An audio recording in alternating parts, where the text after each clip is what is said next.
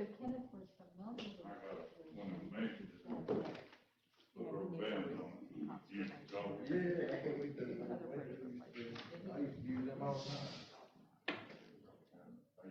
Well, I mean, yes, ma'am.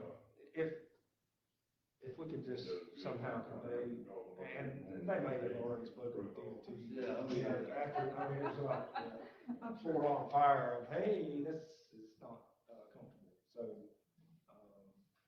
really the entity that I would be done with is Taylor Poster. The one near, Started using crossbow. Did you? Yeah. You're not, You right? the one, put them up. lead a retreat Come back anyway. because of access or having to move. They jump out, you miss them, you know. I don't know if they have any. Doing all that, that's why they don't get on camera right there later on. Oh, boy, you won't get it locked up where they won't never come back. Well, That's what happens. that's one way to find out. Maybe inexpensive.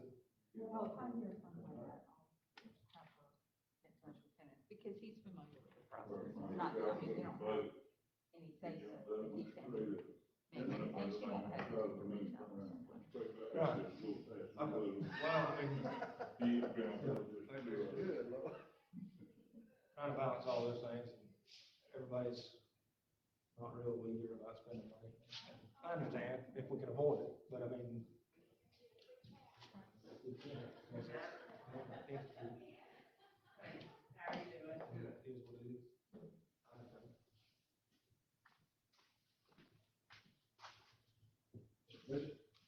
Make sure where I'm sitting.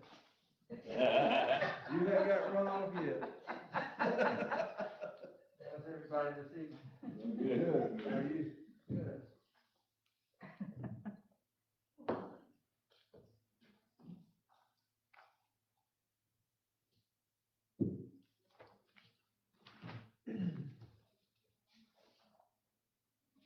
Right at the right time, correct time, 6 o'clock in the minute. 1 minute. Let's see it right now. Yeah, about 6 o'clock. Six? Yes, sir. Okay. Pray, please.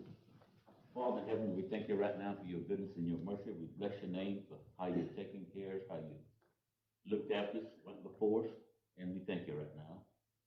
Thank you for Father, for just being God, and the God that you are, slow to anger and swift to mercy. Help us again. Watch over us, watch over our country, watch over our commission meeting, Father. Help our mind to do those things which is right. And we know that if we do that, Father, everything will be okay. We ask for healing for our land, healing for those physical sick, those mentally sick, and just healing in general. Thank you for what you've done and what you're going to do. This we ask and bless you now. In Jesus' name I pray. Amen. I pledge allegiance to the flag of the United States of America and to the republic for which it stands, one nation, under God, indivisible, with liberty and justice for all. Thank you.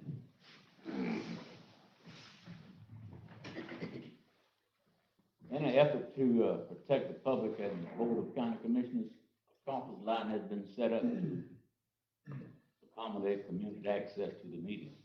The conference line number is 1-917-900-1022. Access code is 32347 #. This is not a toll-free number, and you may be subject to long-distance charges according to your long-distance plan. When the chairperson opens the meeting for public comment, please follow the below instructions. Please dial 5. The moderator will unmute your line, and when it's your turn to speak, and notify you by announcing the last 4 digits of your telephone number. Please announce your name and address. You will be allowed to speak 3 minutes. This meeting will also be live streamed on the Taylor County Board of County Commissioners Facebook page.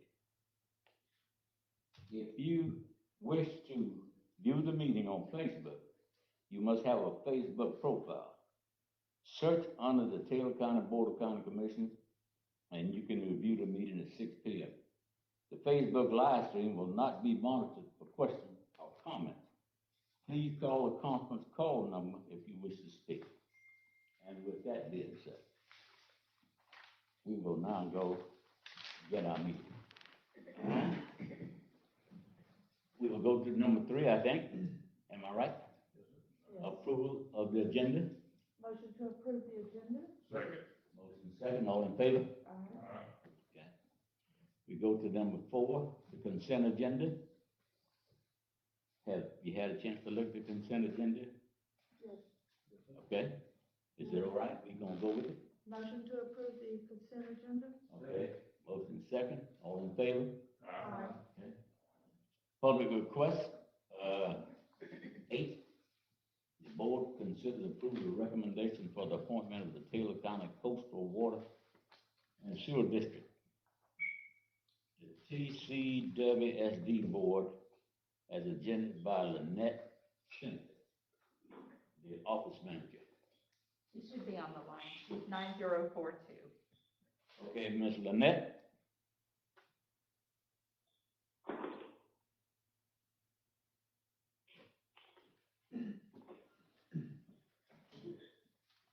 Yes, I'm here. Sorry Okay. about that. Okay. Oh, you're on the agenda. Got public request. For the board to consider approval of recommendation for the appointment of the Taylor County Water District. You have anything to add to that? No, sir, I'm just here in case anyone has any questions. Okay. Mr. Chairman, again, we only have one applicant. Would it be possible, or does the Senate think it would be recommended to wait another month? Is there a time crunch to add to this vacancy you're having to? Well, we've been without 2 commissioners for a really long time, and we've managed to get along really well. There is not a time crunch. We would like to fill the position, but we would be happy to continue to advertise for another month or so if you would like to see if we can find more applicants. Mr. Chairman. I have spoken with Mr. Dave Dahl, and he is eager to serve on that board. And we've had times before where we had one applicant, and history tells us that you don't have a lot of applicants for this board. So I would like to see us go ahead and approve Mr. Dahl for tonight, because there's 3 openings, is my understanding, and while we've got one. No, ma'am, there's just one opening. I think while we've got a good candidate, we should go ahead and move. And there's been plenty of time for somebody else to apply. Okay, anyone else? I don't have a problem approving Mr. Ball tonight. What about you, Jennifer? I don't know. Okay. Did you make a motion? I will then. I'll make a motion to approve, Mr. David Ball. Okay, and I'll second that. Okay. All that, any more discussion? Isn't his wife on the board too? Isn't she on that? I don't think I'm not sure. No. No, sir. Okay. Okay. Been motion second, all in favor? All against? Approved. All right. Ms. Dana Sutherland, the Constitution Officer, and other governmental units. Ms. Dana Sutherland is gonna be on the night, Ms. Timothy. Oh, there she is. Okay. I'm here. Good evening. Good evening. I didn't know I was gonna get called so quick. So, I know you all are probably aware that the school district has graciously donated several portable buildings to several other agencies. And we were blessed to be on the list of one of the donated, portables. So what I'm here to ask for is no money. So, one of the stipulations of getting the portable building is that we would pay to have it moved. We wouldn't have to pay anything for the building itself, just to have it moved. move. And so I'm not asking for any money to move it. I will absorb the cost of moving the building. What I need from you guys is, one, permission to put it on the land that's behind where I'm currently located. The county owns that land that's behind my warehouse there. Two, I would need the assistance of the road department in preparing the land where the building is gonna get set up on. And then three, coordination with the road department in moving it, because I think somebody with some expertise above mine would need to do that. Probably questions going on in your head now, why do we need a portable building? So let me kind of explain what my thoughts are behind getting that. One, this is an awesome opportunity for us to even be able to get donated a portable building. I don't know if you've ever priced one, but they're pretty expensive. I have, and so this is probably a one-time chance for us to be able to do this. Two, I would like the opportunity to move some of my non-climate controlled election resources out to that portable building to free up some space in my warehouse. I have a beautiful warehouse. I'm so appreciative of it, but it is jam-packed. It takes more resources every election to conduct a successful election. Things are not getting lighter, things are getting lighter. It takes more and more to set up a precinct. It takes more and more to accommodate all the needs of the voters.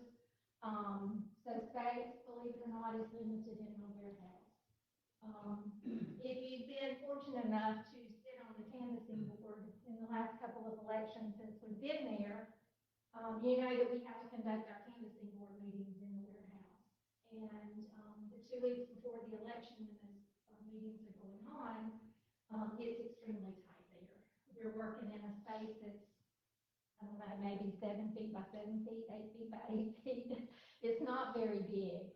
I don't expect the mail ballot process to go down in numbers either. Those are going to continue to increase in numbers. And so the days that we're canvassing is going to increase. The need to have those staff members that are helping us prepare those ballots to get canvassed are going to increase. If you were with us this last year, you know how difficult it was for us to social distance. It's almost impossible. And so moving some of those non-climate control resources out of the warehouse would free up some more space in the warehouse to be able to conduct the election with a little more space, a little more efficiency, and preparing for the influx that I know is coming in future elections. Are you looking to put power to this building? No, not at the moment, no. Just strictly using it as a storage. Have you had a chance to look at the one you are gonna get? I have. I know we had looked at several of those and, Lawfield over there ended up getting one. A lot of them in bad shape. They are. We toured several of them and picked out one of the best that we thought, you know, for what we needed. And it needs some prep work, but not a lot, not for just storage. You could put a roof on it, that would be the only issue anyways, roof going bad on it. And you know, to be honest, I'm not a roofer, so I really don't know what the roof is like on it. We didn't see anything that caused alarm in our eyes, but, you know, that might be something we have to tackle down the road, but I will promise you that I will do everything I can to absorb anything like that under my budget. Will you need a covered walkway to connect it? No. No.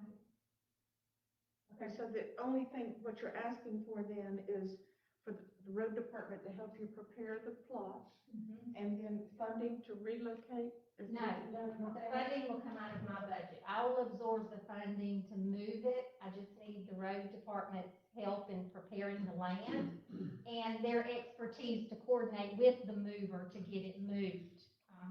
Because I'm sure there are some questions that he will have that I don't have the expertise for. You're probably gonna have to come from Wayman's side there to move it into the spot, probably. He did say that. I had the person that I reached out to come and look just to be sure that it was even doable. And he said that he would come down that side there. Good. But he thought there would be no problem. Good. Jared, is there, I guess, a plan for security for those articles that they moved out there? And I know those have windows and different. We we would probably board all of that up. We don't need any windows, we might leave one to be able to circulate some air, but other than that, the windows, we anticipate boarding up and of course securing the building, yeah. No voting equipment, any kind of electronics, anything like that would be out there. We're talking tables, chairs, voting booths, multiple disability ramps, disability signs, precinct signs, things like that. Right. So, I mean, is there a thought, because it sounds like those things could sprout legs and walk away? They could, we would secure the building, most definitely. Well, I mean, I'm just trying to go with. Yeah, absolutely, understanding. absolutely. Security's at the front of our thoughts always, yes, yep. I do have a quick question. When you say prepare the land, can you? Yeah, and that's above my, my expertise. I mean, the guy kind of talked to me a little bit about, there is a plan that has to be drawn up. But I don't know that I can explain what he's referring to. That would be where he would need to have a conversation with someone that understands what he's gonna be doing. Well, is this tree removal or just simply, grading? No, it would have to be trees removed, because it's forest back there now. Yeah, now see, that's the only part that, because a lot of times we have to contract out tree work, depending on how tall the tree is. So some of this may be above what we can do. Yeah, I don't know. But it's definitely a forest back there, so, You're gonna have to push up the stumps. You're gonna have to get the stumps out of there too, not just cut the tree down, but the stumps will have to be dug up. The ground has to be leveled back off. For the mover to move the building in there, yeah, to be honest, I don't know how to answer your question, because I don't know that I understand exactly what kind of prep has to be done other than. Well, There's some clearance, so. Just so everyone understands, if the trees are too tall, we will not be able to remove them. The county won't be able to do it with their labor. We have to contract it out. Sir? We have to contract it out. Yes. How does ours do it? Yeah. What I'd like to recommend is, that you gather all the data. What does it involve? How much will it cost? Do we have to bid it out? Those kind of things. I'd like for you to have the building. If it's. Absolutely. We can work it out, then I'm all for it. I get it. And I think we need to do a little prep work and then come back to the board, and so we know what we're doing. Okay. It would only take a site visit. We can go out there and get take a an look. estimate from people like Sam Boyer and them to, to go in there and dig up the trees, stumps, and then all be done with it. That'd be the best way. I'm good with just do some. Yeah, I agree with Mr. Green. I think if we can get staff to coordinate with Mr. Naylor, we get the information, proceed. Is it pine trees? Hardwoods, that's what I'm thinking. I'm sorry, I don't know. Yeah, we'll go out and take a look. Okay, then I'll just wait to hear from you. Yes, ma'am. Okay. Thank you, I Thank you. appreciate y'all. Thank you.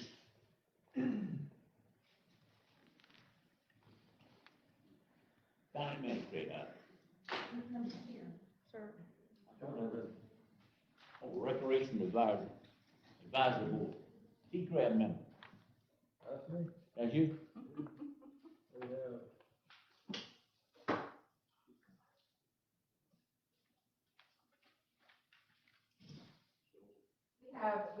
T-Crab currently has 3 vacancies due to recent resignations. We advertise in the local newspaper, and we will continue to advertise on social media, county website, the newspaper if we need to, but we received one application from Mr. George Pridgeon. So I would ask that the board consider appointing Mr. Pridgeon, and we will continue to search for more members. Motion to approve George Pridgeon to be added to the T-Crab. Second. Motion second, all in favor? Now we go to the county administrator, item number 11.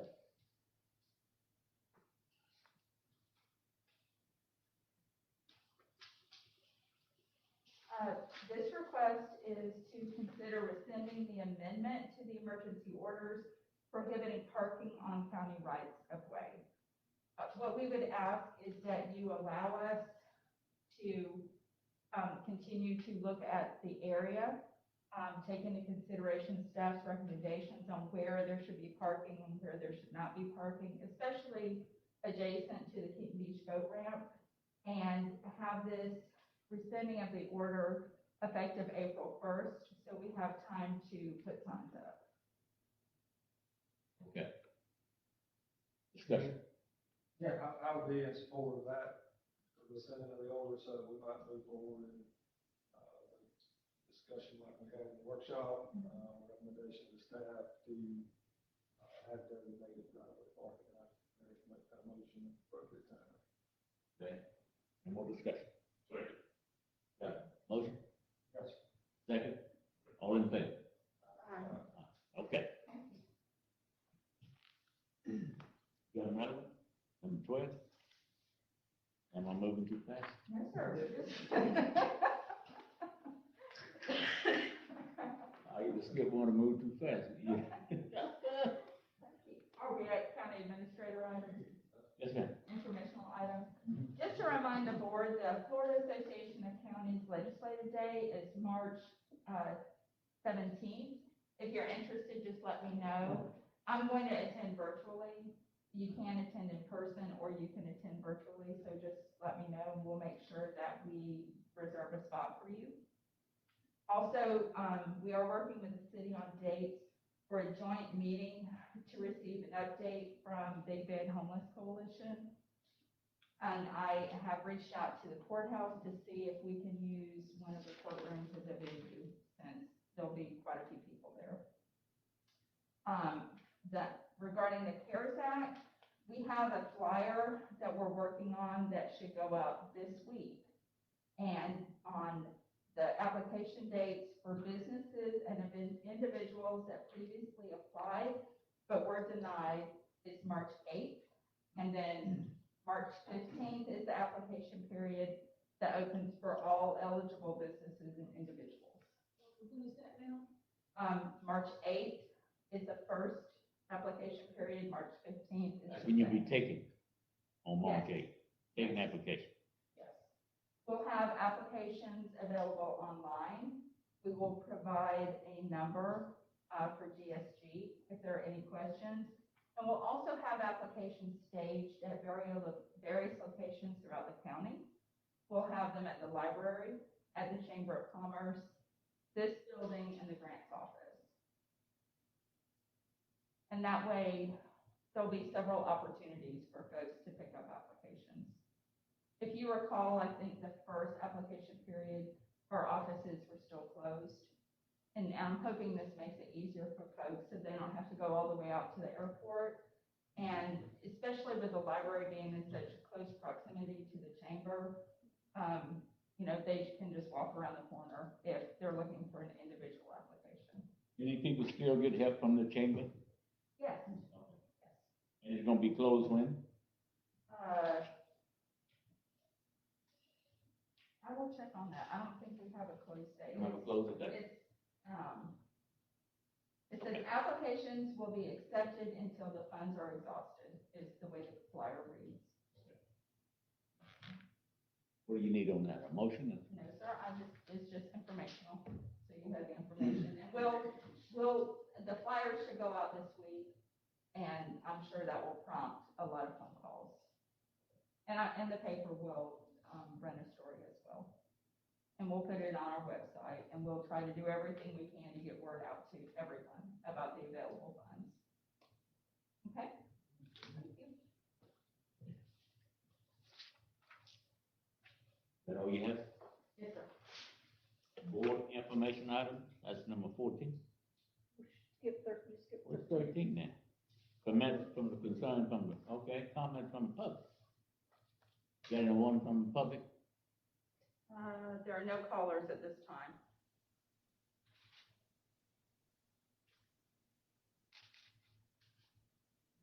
One twice. Okay. Yeah, so 14 is in order. Board information item. Okay. Okay, after our, I think it was meeting before last, asked when Gary was here and was talking about all the vandalism and all the roll-offs and everything. I talked to the sheriff about that, and he said that they would start that night, with surveillance of the roll-offs. And I meant to call him today, but I didn't get a chance to call him just to give a follow-up, but I will touch base with him tomorrow. But he said, sure, there'd be no problem for him to help with that. That's all. That's good. I went to Mass and I asked, y'all have a problem with that? They have no problem. They just, it's amazing what just 100 yards across the county line, what it does and what happens. Well, and I can say too that, the most recent case that I know of where there was an arrest, the state attorney's office has taken that case, and it does look like they will be prosecuting the individual. So that's good. If I can add this, I'll tell you another problem we've got, not only people vandalizing the roll-off sites, but I went out yesterday afternoon to the cemetery, and they have stolen things from our plot. And then while I was there, somebody else came by and jumped out of the car, and she had been over at Woodlawn to visit her son's grave, and she just, the middle of February, bought some lights on one that changes color. She paid a good bit for them and put them over there. And this was her 11-year-old son that passed away, and she had a nice bench there. And where she was living, the lights were gone, and the bench was gone. Of course, you know, we have stuff missing. So we went over to Woodlawn because I go over there, I have relatives over there. And as we were pulling in, she was there, and somebody had been in a truck and had ran through the cemetery, ran over some grave sites, and hit the headstones, and they were way over there. Ran through another one with a big headstone, and it was over there. And they found some things off of the vehicle there. So the law was called, and I'll also tell you there was about 5 or 6 city police officers that showed up, and so hopefully they can, you know, find whoever's doing this. But you know, it takes a real lowlife, in my opinion, to steal something off of a grave and to go out and intentionally run over those sites like that. Is a shame and disgrace. So I urge you to keep an eye on your stuff, on your plots. I don't know what good it'll do, but at least, you know, we can turn it in when it happens, and maybe with enough of public attention, maybe they'll stop. Right.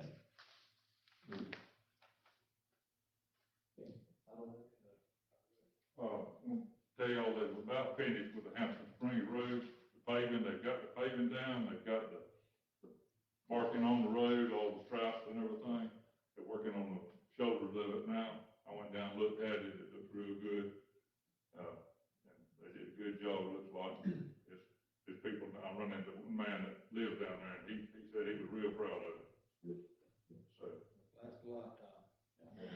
Well, you know, one thing that happens when we improve a road, and House Road I'm speaking for especially, you couldn't hardly pass nobody on that road, and everybody drove. But since we got it wide enough now, there's a speedway. People can't get across the mailboxes, can't walk across there now. So I don't know what we're gonna have to do about that, what we need to do. I reckon we call the sheriff and ask him to police, the road. One fella, he's handicapped, and he wanted his mailbox moved because he was scared to cross the street. And I told him, that I would look into that, but it looks like that's a hassle. So I don't know what we're gonna do about that. Highway patrolman told me one time, I asked him when I was sitting up on 14 right after they paved it down there. He got 2 or 3 people with tickets right there that day. He just let one go when I got there. He said they key on new pavement because he said for some reason everybody speeds up on new pavement. And he said he sets up on new pavement when what he said that was instant ticket. It was kind of interesting, you don't say that. Check it out. Yeah, but I reckon I have to go down there and take my shovel and my hoe digger and dig that mailbox up. I ain't for that man that's handicapped, you know, about it, trying to get some mail. I don't blame you. If something needs to be moved, it needs to be moved. He's having a hard time getting across the street to it, you know. Whatever it takes. Okay. What else? Anything else, Mr. Bishop? Yes. I have a client that's in jail over in Columbia County.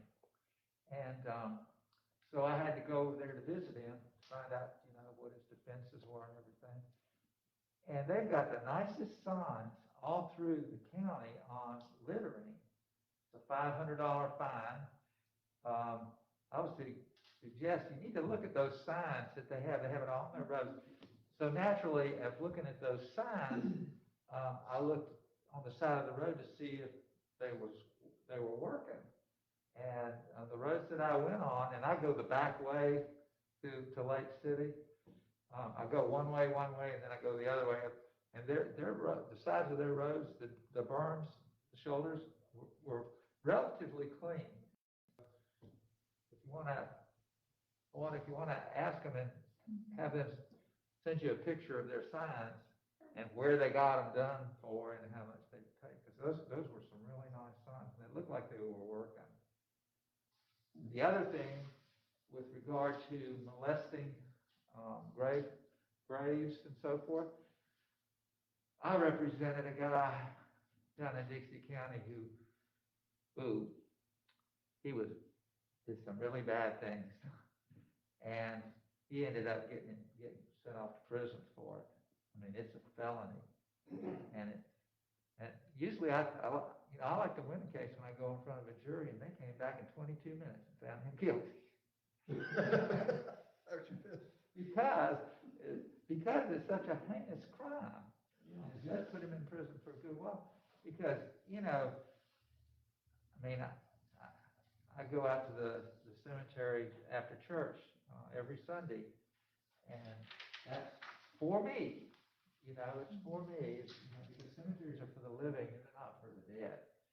And I just think I'll give you this. I had to represent this guy because I represented the family for years, but should have prosecuted him, you know. But I just think it's real important that, and I don't have a whole lot of use for somebody that would do that.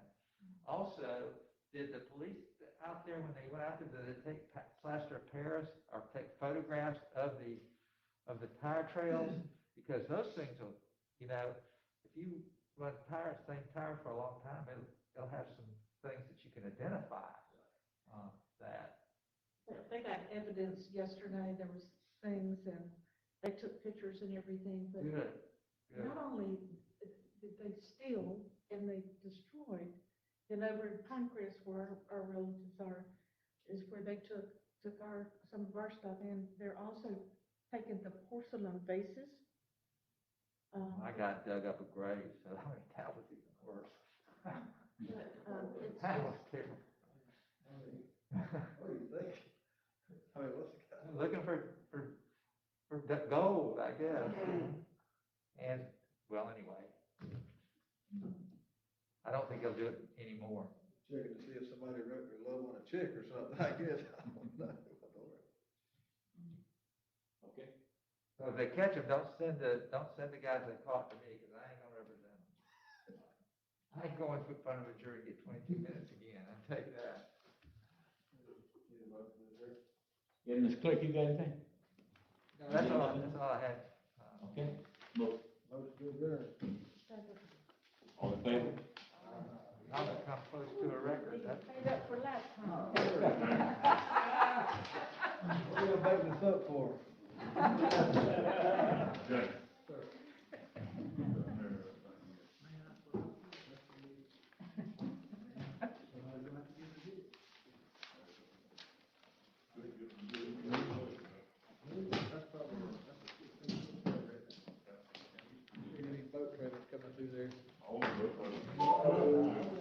From side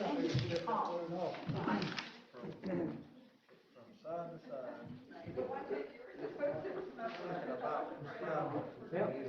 For the tent. All right. Do you know yet if it's gonna be? If you'd like to make a call, try again. If you need help, hang up and dial your operator. You wanna come a little bit early, that's fine. I will do my best. Okay. That's not very far. And I can do Saturday and I can do Sunday, but then they gotta leave and 50 more's gotta come. It's just, I only do one day mud bog anyway. I don't do the weekends or none of that because I feel one day is enough, to be honest with you. I really do.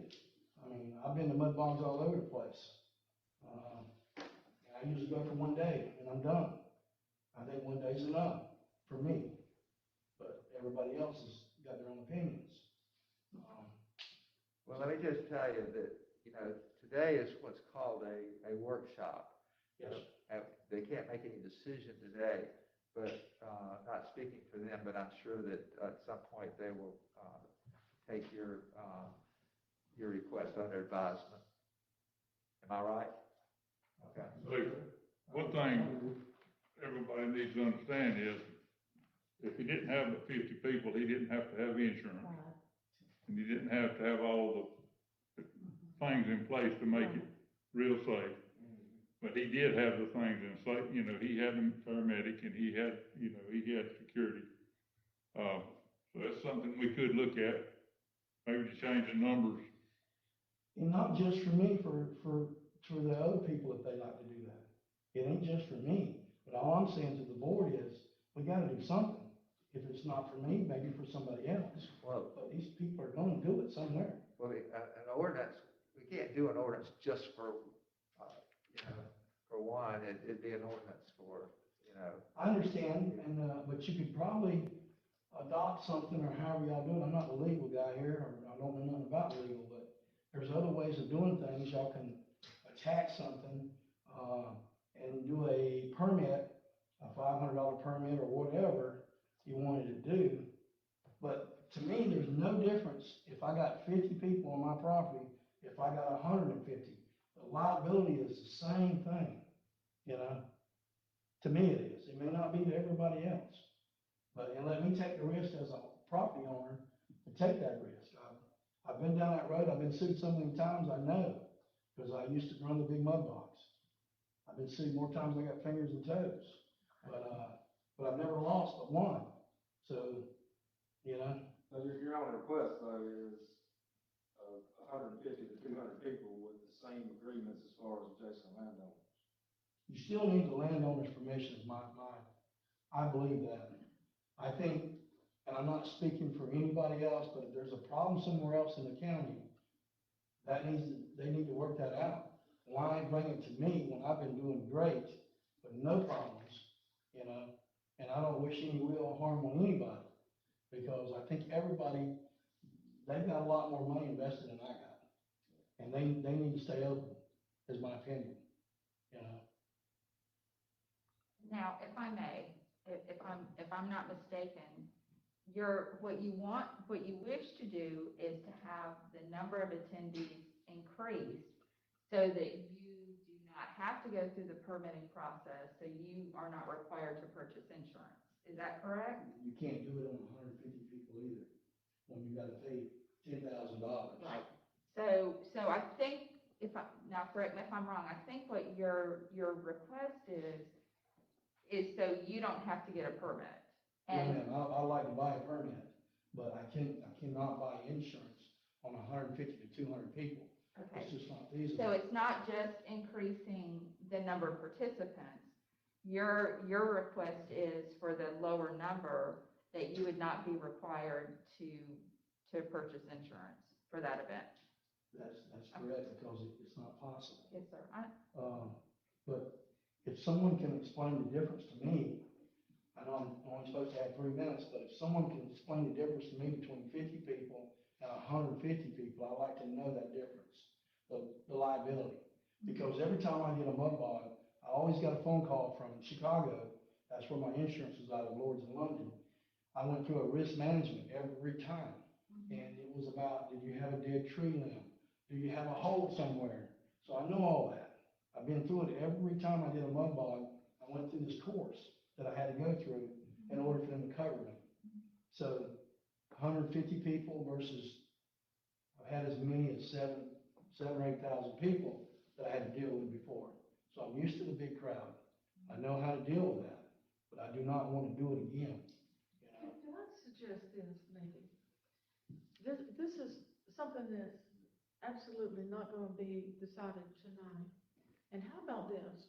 If we agenda this for another workshop next month, and that gives our attorney time to, get his thoughts and suggestions together, and you're welcome to come back to the workshop and let us agenda that and focus on that and go from there. How about that?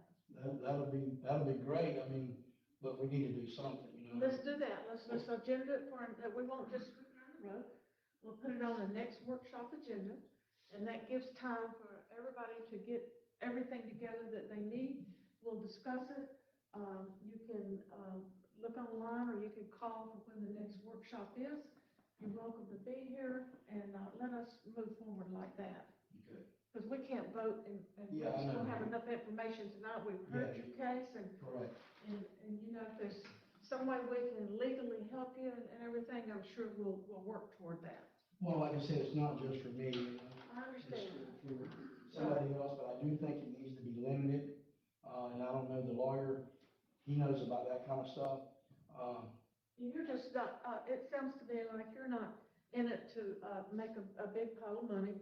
You're just there because there's locals. Do you have anybody from out of town that comes? I have, yes ma'am, I can count on probably 13 or 14 of my friends come from Waukalla, Crawfordville. Okay, so they're just right here. You don't have people, big timers and. I don't have that kind of crowd. 90% of my crowd are the locals, you know what I mean? Okay. And it's Well, not let us do what I suggested and give it more consideration at the next workshop. Would that suit you? Yes, ma'am. Okay. All right. We appreciate you coming in. I appreciate you coming and talking to us about it. Yeah, I mean, it took a lot for me to come up here. And I want everybody to understand, if he didn't have 50 people, he wasn't required to have nothing. Right, I understand.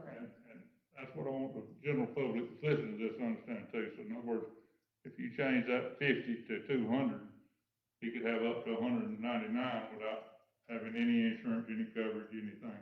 I'm still going to do everything that I'm supposed to do other than buying the insurance. Right. And you'll get waivers or permits from your neighbors, because I had some of your neighbors have a call problem. me the past week or so. And they said that, it's only a couple of times a year and that they've had no problem signing that. It's noisy, but it's not that often. Did you talk to somebody in my neighborhood? I did. Okay. And, they tolerate it for the very few times that you have it. And I think you have a good, it sounds like you have a good relationship with your neighbors. Some of my neighbors come to the mud bog. Yeah. I don't charge them either, you know? Right, so just let us, see what we can do to help you, okay? Okay. Thank you. All right. Thank you.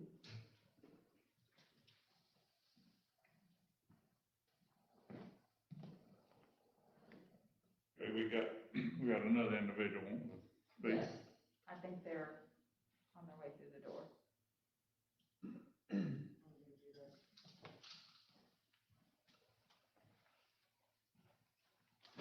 Evening, guys. Hello, how are you? Good, how are you? Good. Hi, I'm Terry Larson with Iron Horse Mud Ranch. I've been out there listening to what you guys had to say as far as getting consent forms and this and that. I do agree that a lot of this is a civil issue between the Lees and us, since we have taken over owning the mud park, since he has no longer decided to be an employee of ours. That's where our issue started to rise, and I understand some of that. But as far as the waivers and all that, that is allowing the neighbors to have an arbitrary withhold permission over us, that they've got us over a barrel to get concessions for us to be able to do stuff on our property, which I don't feel is right or acceptable. Because every time we have to keep doing a different compromise to be able to have the events.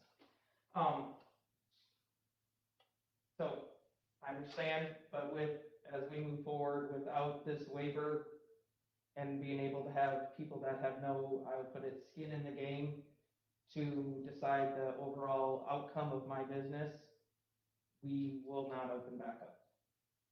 We will continue to keep the park closed and just move along with it like that and have it as our backyard. We'll still continue to be residents of Taylor County and try to support the community as much as we can, but we will no longer have events. I guess you guys got any questions for me? I got one. I talked to Mr. Lee this week, and I talked to you too. Yes, sir. And he felt like, him and his wife told me this week, standing in the Winn-Dixie, that if they had a 10-foot street up down that road there, that had cones on it or a fence down it, where nobody would come on that side, on the west side of that road up past that line, they would be fine with it. They told me that this week, standing in the Winn-Dixie. Okay. But our driveway, and you've been out there, the driveway, when it gets up to that access driveway where they're talking about, there's not enough of a width there to give them 10 feet. Well, you got 80 foot there is what I said. No, I don't have 80 foot there. I'm looking at less than 60 foot right there where that it bottlenecks up to the front entrance. So that the easement, yes, is 90 foot, but there's ditchways on both sides, so it isn't 90 foot. So I cannot give him 10 foot. And like right now with his main driveway that he uses, he's not even using that driveway now. He's using the other one at the bottom. So he gets to choose and decide when he wants to, what driveway he wants to use when it's convenient for him. But we're supposed to just bend and give and hire security, do all this so it's convenient for him, which, again, causes issues. The security is to help make it all safe. Correct, and I have paid for security for 24 hours a day through the whole entire event to keep his one driveway open. I understand. I've talked to some of your security people that you hire, and they said y'all doing a good job with it, and I ain't got no issue with the security part. But I just, as wide as that road is there, I just don't understand why you couldn't It's drop not, off 10 more foot of it. no, sir, we have trucks that come in that are 12 foot wide. If you get multiple trucks that are 12 foot wide, plus having the exit lane, there's not enough, and you've got your cones, there's not enough width to give him 10 foot. I mean, that's only, 2 trucks, you'd have 30, if you took 30 out of that rest of it, that's, you still got enough for another lane. But no, I don't at the top of the driveway there because it's ditch lines on both sides, these steep ditches. So there isn't that width at the top of the driveway like there is at the bottom of the driveway.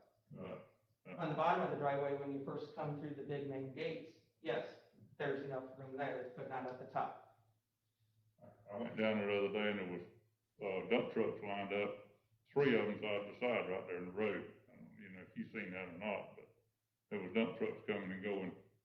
Correct. Just recently there. Correct, yes, correct, out of Lee's property. But if you take those 3 dump trucks and move them up to where Mr. Lee's driveway is, there isn't room for 3 dump trucks up there.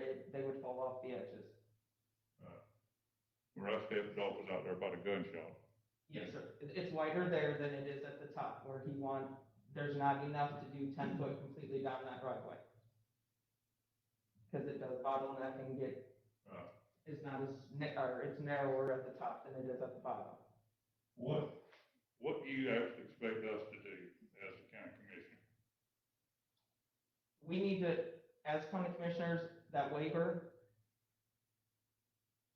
it's giving somebody who has, again, no skin in the game, the overall decision on what happens to a business. To me, and I guess talking to legal staff, that they should be able, that's arbitrary, they can't have this, why should they get to say in something where they have no financial input? They are not financially involved in that, so why do they get to make the decisions on what happens to my park? That park has been there for several years. Mr. Lee worked there for several years. He knew it was a mud bog. He was the one that agreed to move the easement, original easement driveway, and give the easement to the previous owners for the use of that for a mud bog. He knew that. He's just, now since he quit working for the ranch, is when we have, all these problems have arisen. And now he has also contacted all the, property owners around us and getting them to, how do you say, rebel or cause issues. I don't know what their objective is in all that. Most of the property owners around us don't even live on the properties that they have. They come out there for hunting and use it for recreational use. They don't even live there. And for those other property owners, yes, I've had to give an easement. I've had to put a culvert in. Now I've gotten phone calls that they've called and made complaints to other bigger organizations on issues that are being caused by Iron Horse, which is not the case. So unless the waiver goes away, then we can't continue to have events, because I can't keep giving neighbors permission to decide my livelihood.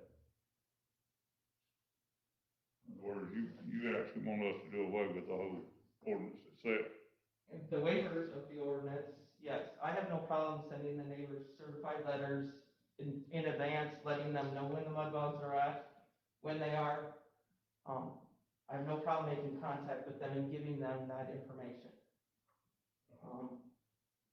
We're in a workshop, we can't make any decisions. No, and I understand that. I understand that, but we would just ask that the next time you guys have a workshop or a meeting, that we would get like a 15-minute presentation and explain.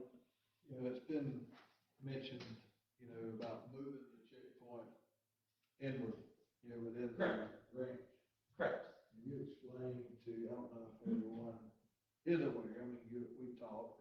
Right. Can you explain to everyone why the checkpoint cannot be moved inward? And someone's been out to the ranch, or the park. When you get so far in, we have I think it's the Athena Warrior Creek that goes in there.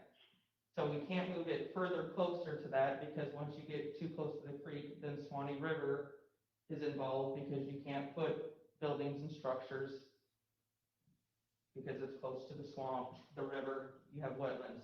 We can't move it closer there. And once we get past that, then you're in the park where camping starts, and then you can't regulate from there where people are going, and people have got to go one direction for camping, and it gets too muddled once they get past that bridge.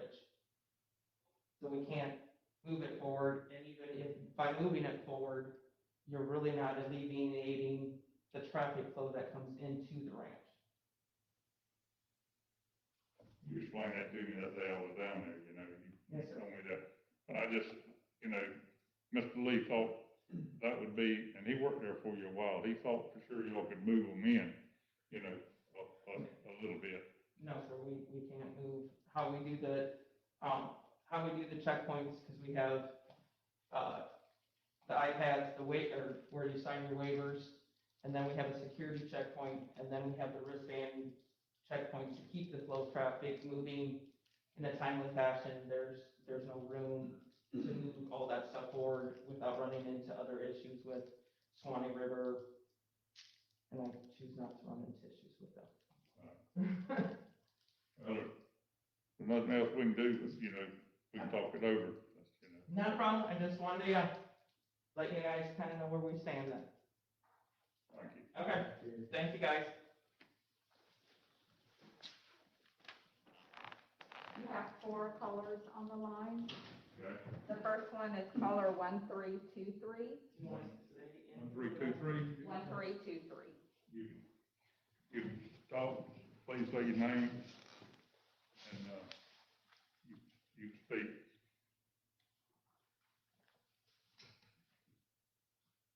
Can you say again, caller 1323?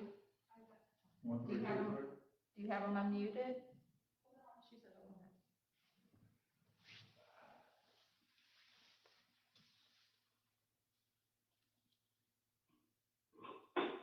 Yes, this is Todd Larson with Iron Horse Mud Ranch.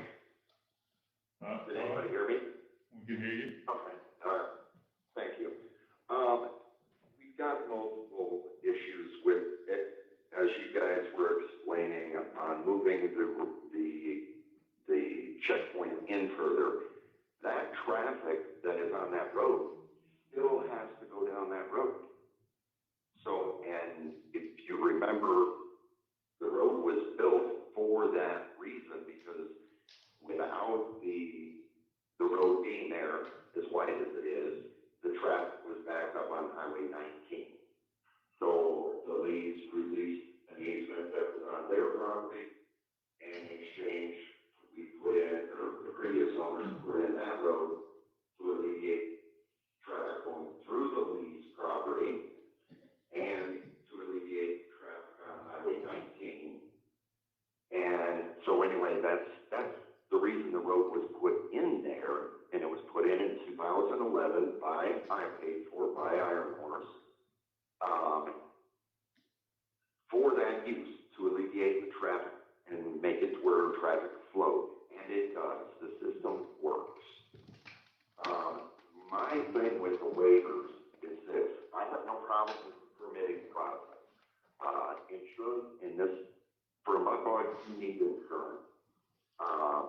That is a no-brainer. You need to have the EMTs there. You need to have everybody safe.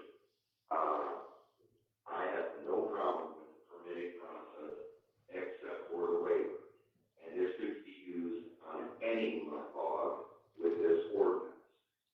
I could go and set up a shell company tomorrow, buy 1 acre of ground that borders any mud park, and then just refuse to sign the waiver to put that business out of business. Just out of spite, if you just wanted to prevent, you hated somebody, and you just wanted to prevent them from opening a business or a mud bog there, all you've got to do with your ordinance is to buy 1 acre that adjoins their property, just refuse to sign the waiver, and that is out of business. Or you could demand that I want $10,000 every time we have an event, or I won't sign the waiver, or I want to play the toilet seat, or I won't sign the waiver. We have given Henry and Laura Lee, again, previous events, it was don't block the driveway. We have put security out there to prevent people from blocking their driveway. We did that. We've given, and we've given over and over, and the list keeps getting bigger and just becomes more people. So the waivers are making it to where those people can demand anything. Henry has the right to drive down that road during the event. No one is stopping him. And we have staff on hand 24 hours a day that can teach him that. We've already done that. But I can't give him an entire lane just to use because he wants to go to Walmart when he has, just on the opposite side of the fence, he has his own driveway, which he is using right now. Today, he used that driveway to get out of his property, get on the Highway 19, and never touched our road, the easement road in question. And in return, he can do that today. So what's the difference on him doing it today and last week versus during my event? If it was flooded up, which it doesn't get flooded up because we have staff to guarantee that.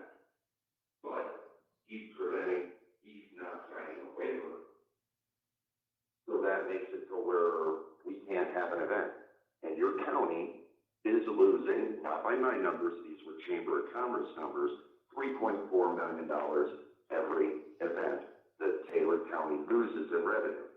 I sat and listened to you figuring out how to pay for garbage and how you're gonna pay for all this stuff. That revenue coming into Taylor County helps pay those bills. And we just cannot run the business with the option of neighbors one by one. And we can focus on Henry Lee all we want today. I can make things right with Henry Lee today. And then what happens to the next neighbor? We're gonna go through this again next time because Henry got something, you guys allowed him to get more stuff, and then all of a sudden, I'm gonna have the next neighbor, or the next neighbor, or like I said, somebody comes in and buys 1 acre of ground just to shut down Iron Horse Lumber and prevent your county from getting millions of dollars in revenue. That's your options, I guess. We have fought this land for 3 years, and I'm over it. If we move on with the permitting process the same way, minus the waivers, we will open our doors. But unless the waivers go away, this is making it to where one person has the ability to extort my business for years. And it also prevents, as Mr. Knight was saying, how many people in that community and across the country, I don't care if they're just local people from Perry, the people that come from Canada, from California, Utah, Michigan, they bring a lot of money to your community. And I don't think you should take that lightly either, because it's a lot of people. Hotels get filled, convenience stores sell out, Walmart sells out. There's a lot of employees that we hire. There's a lot of money, a lot of people's lives that are being affected right now over one guy at this moment that says they can't get into his driveway, but yet he has his own driveway that's never impeded, that he can use. He also has the easement driveway that we put security up and make sure that he can also get in on that. This is being stopped by one person. And the waivers are making that okay. Anyway, I'll take any questions if you got them, but Anybody got any questions for Todd?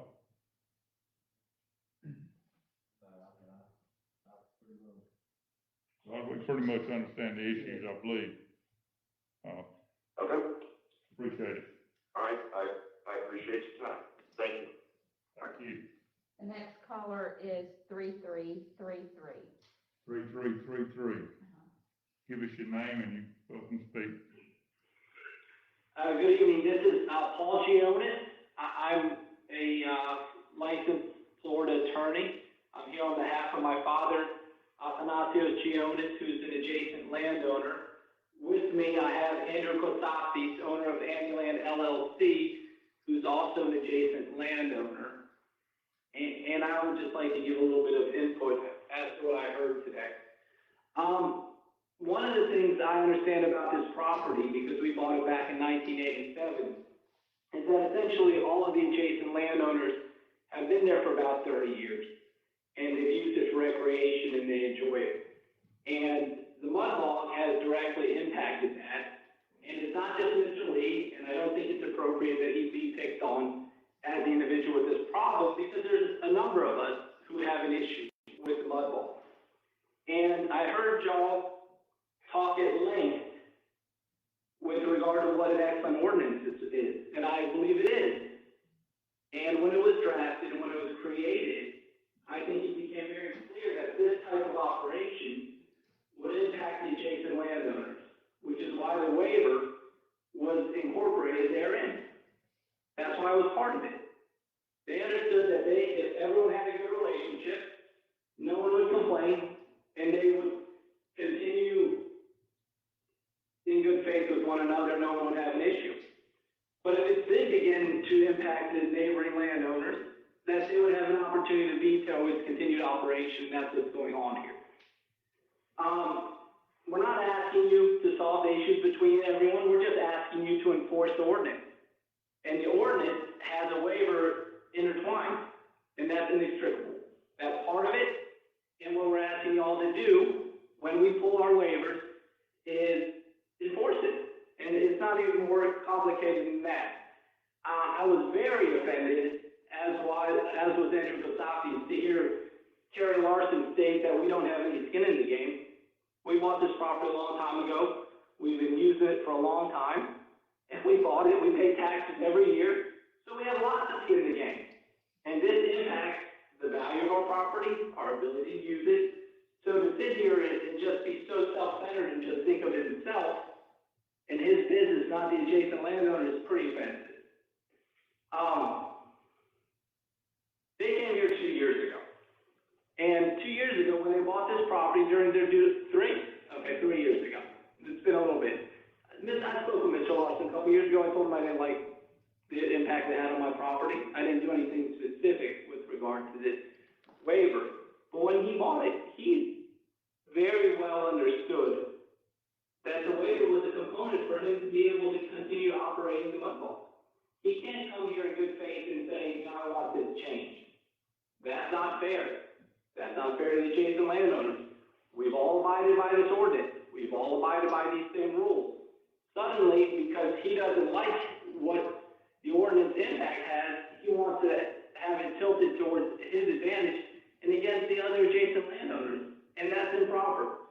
I was speaking to another landowner by text, and because this was taken out of order, he isn't participating today, but he will when this comes up again before you guys. So there are several individuals who will have input as to why they do not want this changed, why they do believe that their rights would be violated if you all pulled the waiver, and why we should have this ability to protect our property. And so if Mr. Larson wants to work something out with us, that's fine, but that's not extortion. That's the law. And I know y'all don't want to get in the middle of it, but that's your job, is to enforce the ordinance. And we're telling you, and there's a number of us here, who are going to tell you that we don't want this to continue as it is being operated. And unless they correct these problems, we're not going to pull the waiver. We're not going to agree to it. So we'll pull the waiver, we won't agree to it. And this isn't a bunch of people with 1 acre. It's a bunch of people who own these properties adjacent since the 80s and 90s. So ultimately, I'd like you to consider the other landowners. I'd like to have you listen to the rest of them when this hearing takes place and hear what we have to say. But mostly, I just want y'all to consider the ordinance, consider it in its totality, and enforce it. Thank you. Thank you. Next caller is 0086. 0086? Yes. You can speak now. For now, use your name first. Hey there, this is Jacob Larson with Iron Horse Mud Ranch. I actually live there at Iron Horse Mud Ranch. Unlike a lot of the other neighbors, besides Henry and me, actually, we do live on the property and we do use it as a day-to-day residence. Such as any land, they, hunt it and kind of leave it be, don't do any maintenance on it or anything along those lines. We like to beautify our property. It has been a pride point for the community to see it as a growing piece of property that people can take pride in, and for, I guess, people to visit the community and bring in revenue to the town. We would also like to point out that because of Iron Horse Mud Ranch, their swampland that surrounds the rest of the ranch actually becomes more of value. So them stating that the mud bog hurts the value to them, it actually makes their value worth anything at all. So that's one point we want to get out there. Also, we're bringing this up because the neighbor waiver kind of singles out just the surrounding neighbors, but the entire community has a chance to come in and give their opinion at these type of meetings. This is an open forum. You know, I'm able to chime in, any of the surrounding neighbors can chime in. So it's a good place for everybody to come and voice their opinion. That's the joy of this. So why do we need the neighbor waiver? The neighbor waivers only are able to single out the neighbors, whereas if they were to come to these meetings and voice their opinion just as Andyland just has done, which is great, I think that's open for everybody.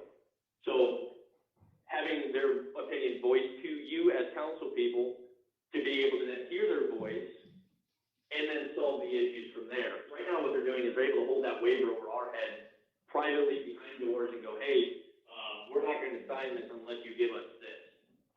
That is extortion. You know, look up the definition. I'm sorry guys, Andyland, but that is exactly what extortion is. Using leverage over another person to give you what you want, that's extortion. So what Henry Lee's been doing, what these people are now talking about and trying to do is extortion. And we take great offense to that because we're just trying to run a business. Also to kind of go back up the checklist of different things that we've talked about, checkpoints. So you guys talk about moving the checkpoint into the ranch farther. That would be like me telling you to move your front door into the middle of your house. You just can't do that. You know, everybody needs to come through the same entry point.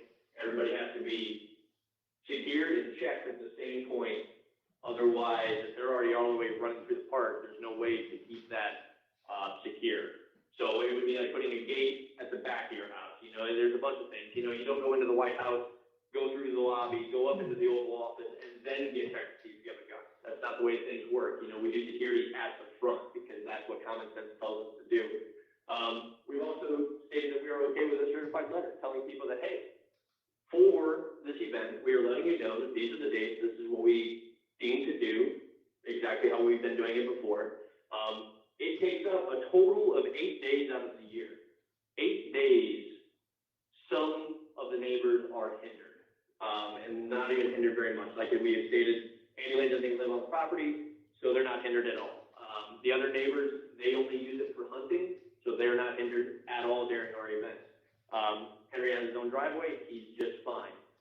He's the only other person that lives on his land, as we do. So it's no issue. For all the other neighbors, zero issues on their part. We're just trying to do this to help better the community and to help better our park. Them stating that we're a hindrance to their area is a complete lie. Also, the 90-foot easement that we do have, we have access to that whole easement. So if we take and rope off 10 feet for Henry, that's not what was dictated to be in the easement. We have the whole easement to use as ourselves. So it's things like that that we want to make sure kind of reiterate, I guess, is that we have these things that have been in place for many years. They do work. I want to state that, you know, we have a great facility that is running top notch, that we have great security at, that is very family friendly, that people from all over the country can come in and enjoy. It is being hindered by one person for this event. But what happens at the next event? You know, if we don't get rid of this waiver, it's only a matter of time before the next person brings up the issue, or the next person brings up the issue, or the next person brings up the issue, and it's just an occurring thing every single time that none of us want to deal with. I'm tired of sitting in on these meetings. You guys are probably tired of hearing about mud bogs. We just want to make it so that we can come forward to you guys with all we're permitting, the fire department on our side saying, hey, yep, they're up to code, that the ambulance is going to be there, that the security is going to be in place. Let's have a great event. Let's be safe. Let's make money for the community, and let's better our community. That's all we're asking. If anybody has complaints about the event, they can come forward in city council or county commission meetings just as these and go, hey, Ironworth Blood Ranch, they have a little bit of trash on the side of the road. What can we do to better this? And we can go, hey, let's hire more staff to make that better. Or if somebody else comes with another complaint, we can better ourselves through these meetings.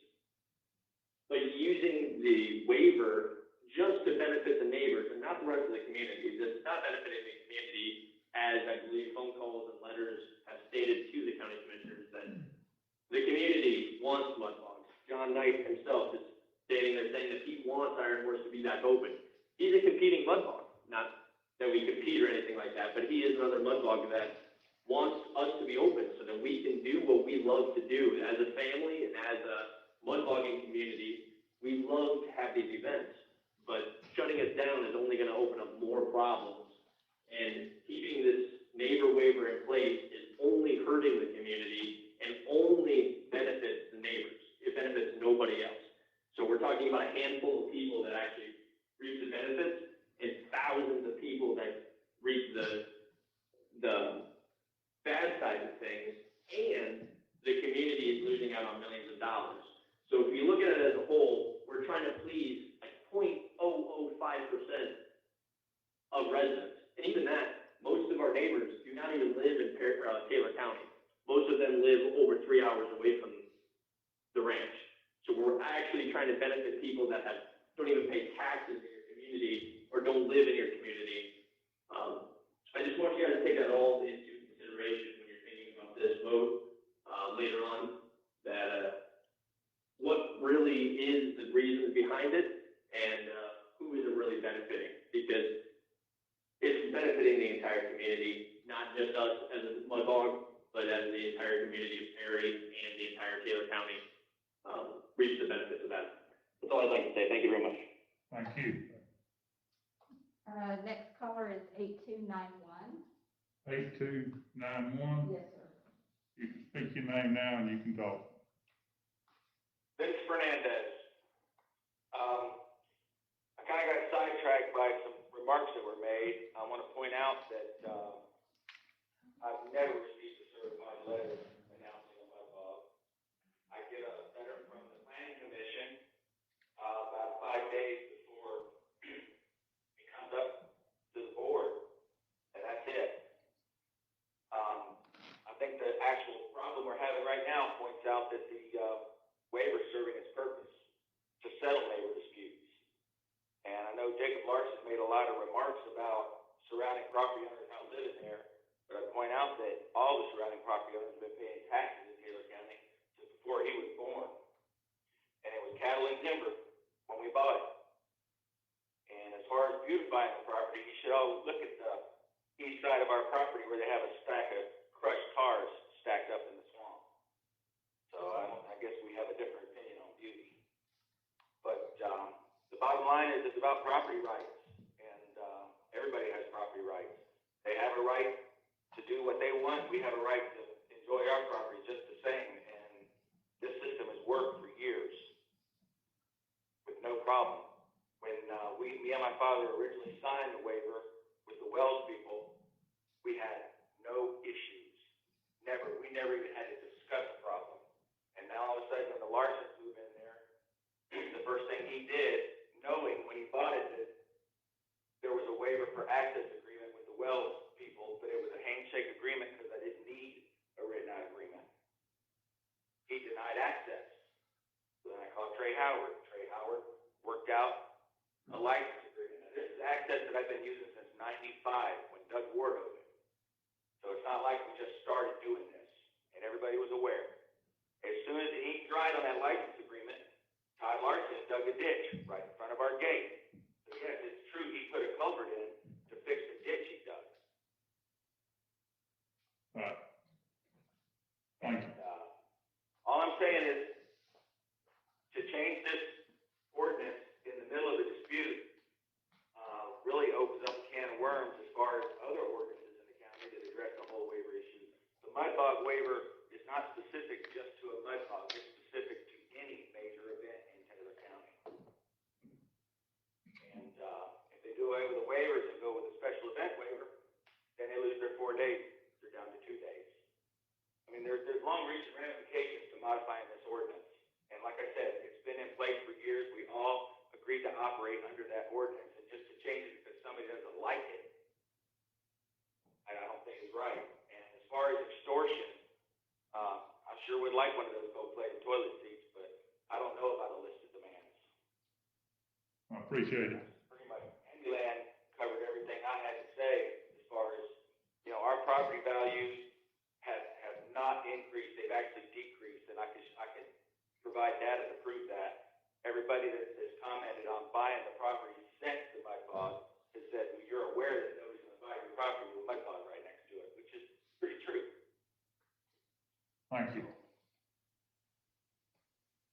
Next, That's it. Next caller is 0465. 0465. 0465, you can speak now. Give us your name first. Good evening, everyone. This is Sidney Bigum. I'm an attorney for Iron Horse Ranch, and just wanted to briefly address some of the prior comments and try to work us towards an acceptable solution. I know that emotions are running high in these issues. I understand that. It's not the position of Iron Horse that there's any extortion going on in the legal sense. However, they are being held over a barrel unfairly and improperly. And I heard comments by folks from Andyland that they've got to solve these problems and that this impacts their property, but I didn't hear what problems need to be solved or how their property was impacted. And what we would like to do is to sit down and figure out a way to address this particular waiver in a way that's going to enable the ranch to operate properly. I think there can be no dispute that this waiver was not designed to enable neighbors to hold each other over a barrel and extract concessions of monetary value regarding property use and rights. That's not the purpose of it. All we need to do is to figure out a good way to deal with this provision so that the business can continue to operate without any undue interference with property owners' legal rights. And for that reason, we would request the opportunity to have a 15-minute presentation at the next workshop. And with the understanding that any neighbors or others who may be impacted should have the same. But that's what we would request so that we can talk about this some more, so that we can come up with some creative solutions, so that we can ensure the county continues to receive the tax benefits and revenue that comes from these events, and that we ensure that neighbors' property rights are not unduly burdened by the existence of these events. I think everybody's interests at the end of the day really are aligned, and we can get there. We just need some more time, and we need to talk about this in a thoughtful manner. If anyone has any questions for me, I'm happy to answer them this time, but that's all I have to say. I don't have any questions, but I have a comment. You mentioned creative solutions just now. I think what you need to do is you need to get with your clients and all the lawyers get together and all the people involved and y'all work out a solution. Not for us to work out that solution, but you work out the solution. I understand your comment, Commissioner. I think that unfortunately the county is involved because of what it has, the waiver provision that enables neighbors to arbitrarily veto an event with no basis, no oversight, no restrictions. And so the county is involved, and I assure you that we will work with the other side and we will work with y'all to make sure that we can get this resolved efficiently and effectively to everyone's satisfaction, hopefully without the need for any litigation. We've had an ordinance that's worked for many years, until 2 years ago. I'd suggest y'all try to find out a solution, work with the other parties, and y'all come to your own solutions. Commissioner, your suggestion is graciously received, and I assure you we will work towards that. Thank you. Thank you. Any more? Thank you. There are no more callers. No more callers. Okay. Well, that gets to the point, we can go to the next issue here.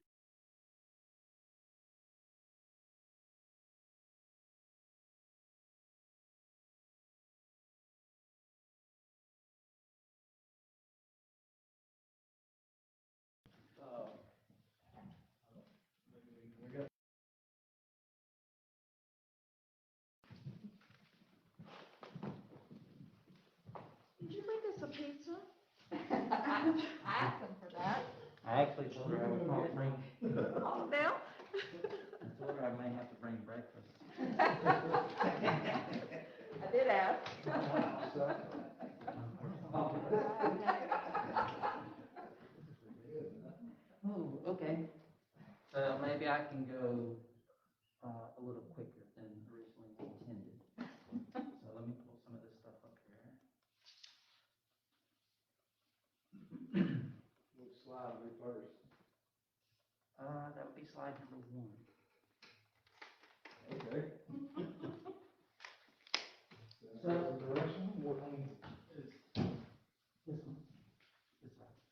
So what we're gonna talk about today is some of the parking areas that are in and around our boating facilities. We've kind of assembled some of this information for you that is kind of laid out in the current governances. And then we've outlined some general guidance that we think should be used in the decision-making process. Then we'll go through and list the various boat facilities that it's going to be considered at. And then we'll look at not only the current situation, but then on the ones where it's relevant, some possible solutions. Sorry, this thing just clicked another location on here. Yeah, down there. Well, that one's gone.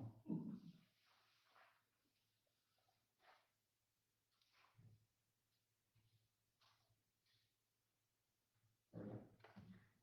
Okay, so the current governances, y'all are very familiar with Code of Ordinances, as you've been talking about for quite some time.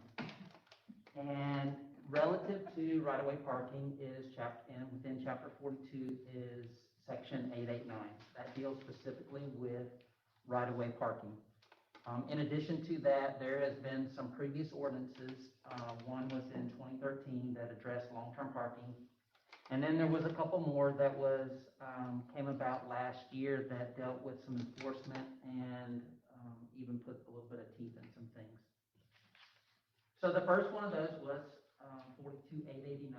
And in a nutshell, this ordinance basically lays out that the county administrator acts as the authorized agent for the Board of County Commissioners. That person has the authority to designate those areas that it is and it is not appropriate to be parking within the public rights of ways. Generally speaking, the only areas that it's of a consideration are those roads or those right-of-ways that are associated with a travel way or speed limit of 35 miles per hour or less. It just goes without saying, it's a general rule that once you get above that 35 miles per hour, those areas are off the table.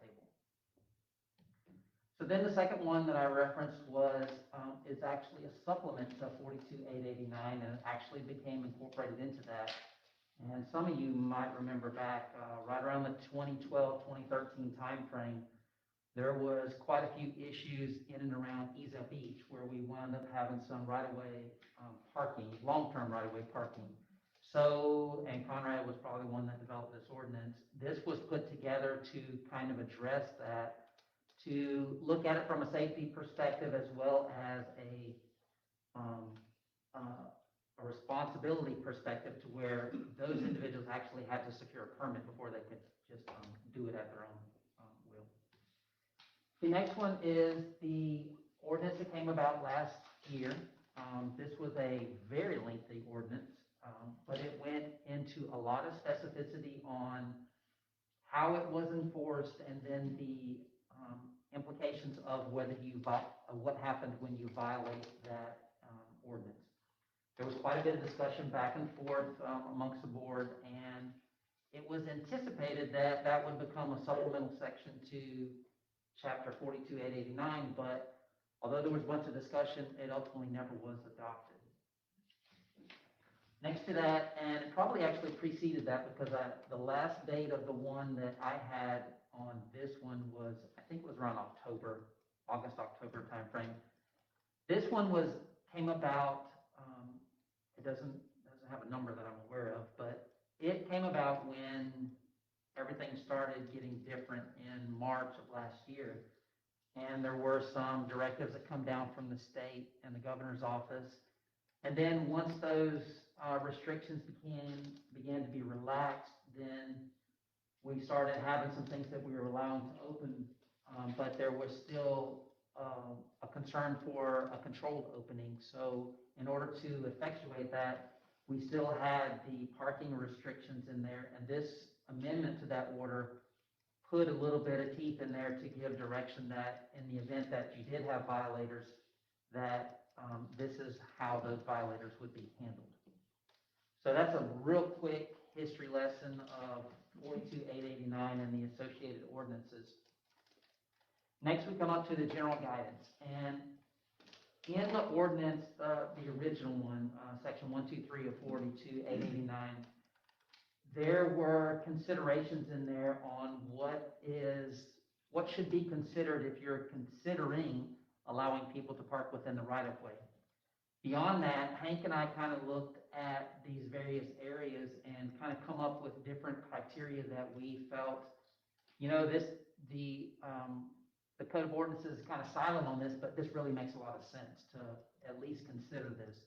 So what I've listed here is, obviously it's not considered, you know, the list the end all, and I'm sure I've missed something in this, but we suggest that these criteria be considered when we are looking at these various areas. And I will say that I would suggest to kind of get your mind to where this is what I think is appropriate, this is what I think is not appropriate, and then apply that to the various locations and let that fall out. And what I think it does is it kind of gets you away from trying to come up with regulations that fit a place versus coming up with regulations that are appropriate and then allowing the places to fit within that. It's definitely a different perspective. But just going through these quickly, sticking with the ordinance, we won't allow right-of-way parking going forward on those roadways that have a speed limit greater than 35. We'd like to avoid parking in those areas that have the high volumes of vehicle and pedestrian traffic. We'd really like to avoid those places that are inundated or have notable residential and commercial points of access. We'd like to limit it to one side of the roadway. And then start looking at, okay, if they're going to park on the side of the road, do they physically have a footprint that they can park on? And once, a little bit beyond that, do they have a place that they can park, and is that an area that's stable enough for them to park their vehicles and trailers on? And then beyond that is kind of getting into the logistics of the voting facility itself and trying to get away from those situations to where we can establish a parking area, but it may take you 20 minutes to walk down there and get your truck and turn around and come back. And while you're doing that, at least on one or two of the facilities, you've got a queue of other vehicles that are sitting there, and your boat is moored in that boat basin. And then the last one is, if we're going to park them in the right of way, it only seems to make sense that at some point somewhere you ought to have a public means of being able to retrieve your trailer vehicle and turn around and physically come back, and not force individuals to kind of drive up into private properties where we're going to wind up with additional problems. So then beyond that, this is a list of the 6 different areas that we looked at.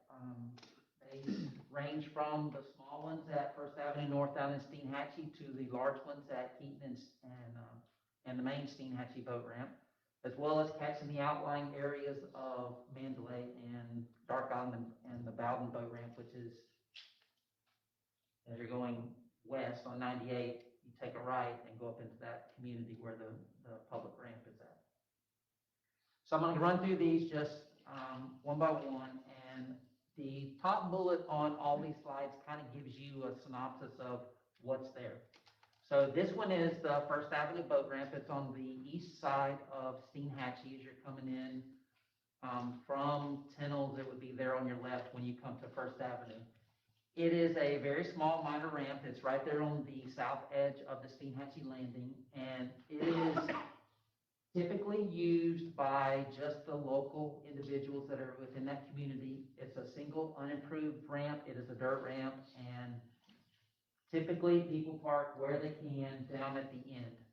In my history, I've only known of a single issue, and I think it was the gentleman at the far end on the right, and I want to say it was people were throwing trash and stuff like that over his property. It was something that it was kind of hard to control.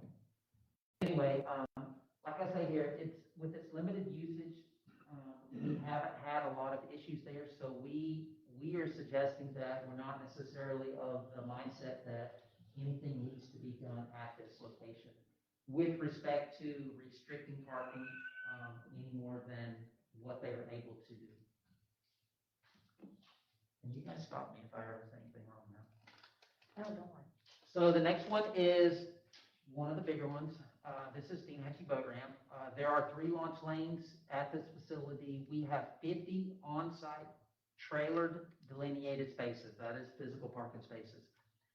Across the street, we have we have a few marked vehicle-only spaces there at the picnic pavilion and the restroom, but primarily it is unmarked location for the overflow parking.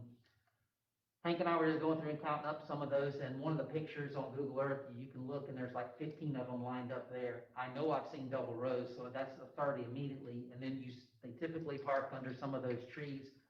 Not to mention, there are some vehicle-only spaces that are right there behind Mr. Briar Reed's place, and then also you wind up getting some parking up in the other trees adjacent to 2nd Street.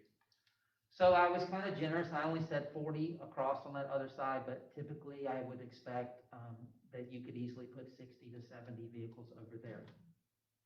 But you may have sometimes, I know when we were building the restroom, it would shock me because it was in the middle of summer when you thought people were really supposed to be at work on a Wednesday morning, and we had to get there soon enough to block off an area so we could work on the restroom building because there was so many trailered vehicles in there.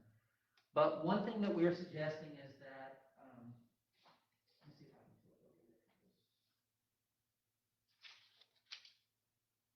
Hopefully I won't turn anybody off here. I'm gonna try to jump on Google Earth, and if I can't do it, then I clicked it. I was waiting on it. Maybe I could just get, where I can kind of point to a little bit, because I know it's kind of hard to see that small image.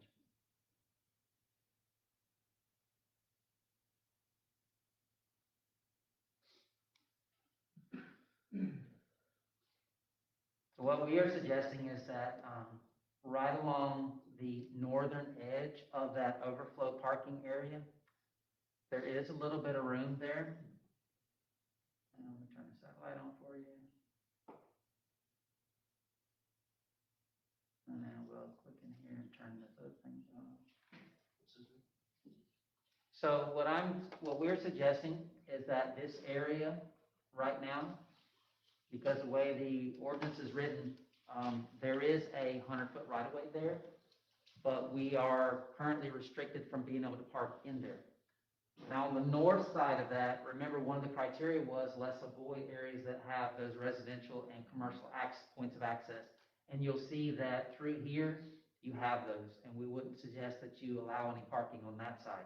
But there is sufficient area through here, and matter of fact, it's fairly open through here except for a power pole, and then all through here, it's fairly open. We would suggest that that's in close enough proximity to the boat ramp, and it's non-intrusive enough that it's a legitimate area that you should allow parking. And only one side of it. Only on one side. With the fee accepted. Correct, yes, sir. And then the other section we said was, at least for consideration, was the east side of the right-of-way between 1st Street West and Line muted. and Central Avenue. Line unmuted. I didn't touch anything, I promise. Next is EJ. Anyway, so it is the east side of the right-of-way along 1st Street West between Central and 1st Avenue. And if I flip back over here, so we move a little bit to the west. And as you can see, you really got away from the facility, but this is kind of, and it's more so in this area, that you got an area that's kind of outside development. Now, one thing that Hank brought up was you've got that marina at Dead Man's Bay also. That's right. Well, not only construction, but as much as you have the overall development itself. And that is going to occupy a good portion of all of this. So I'm thinking now that it would be advisable not to, and if you'll see back on my slide, my last caveat was that that may be too far. And realistically, I think it is too far.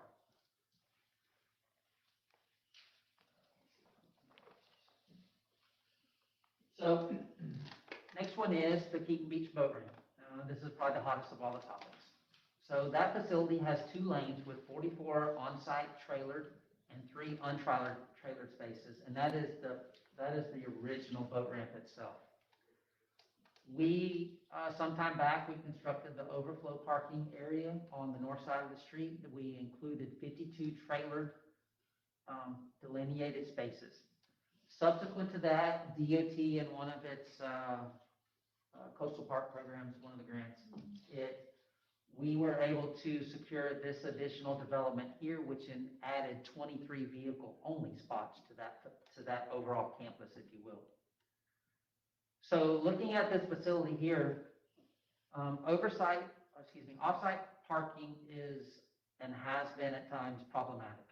There's a pretty good volume of pedestrian and vehicle traffic that comes through here. And I think we've heard, at least in some part over the past, that you kind of get nervous sometimes when, in the old days before the little second or the added lane where you had people parked on both sides of the road.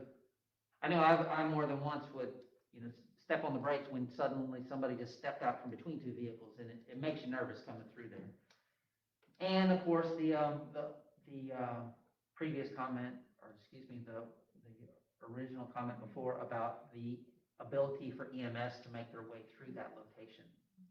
So, and I will say this, is that some of our planning guidelines typically give you the rule of thumb of basically accommodating 50 spaces per launch lane. And if you look at this, right now you've got 2 launch lanes at that facility, and between the 2, we have just over 100 if you include the vehicle-only spaces. So I will suggest this, although it seems like an easy solution is to find additional parking somewhere to alleviate the parking congestion, I think what that does is it transfers another issue that you typically would see at the point of time that people are trying to get out, and especially when they're trying to come back in, is you wind up getting the congestion in your boat basin because you don't physically have enough lanes to handle 150 trailer or boats coming in and out of that facility at anywhere near the same time. So what we suggested was we kind of looked in and around the area. Give me just a second, let me travel over there to it.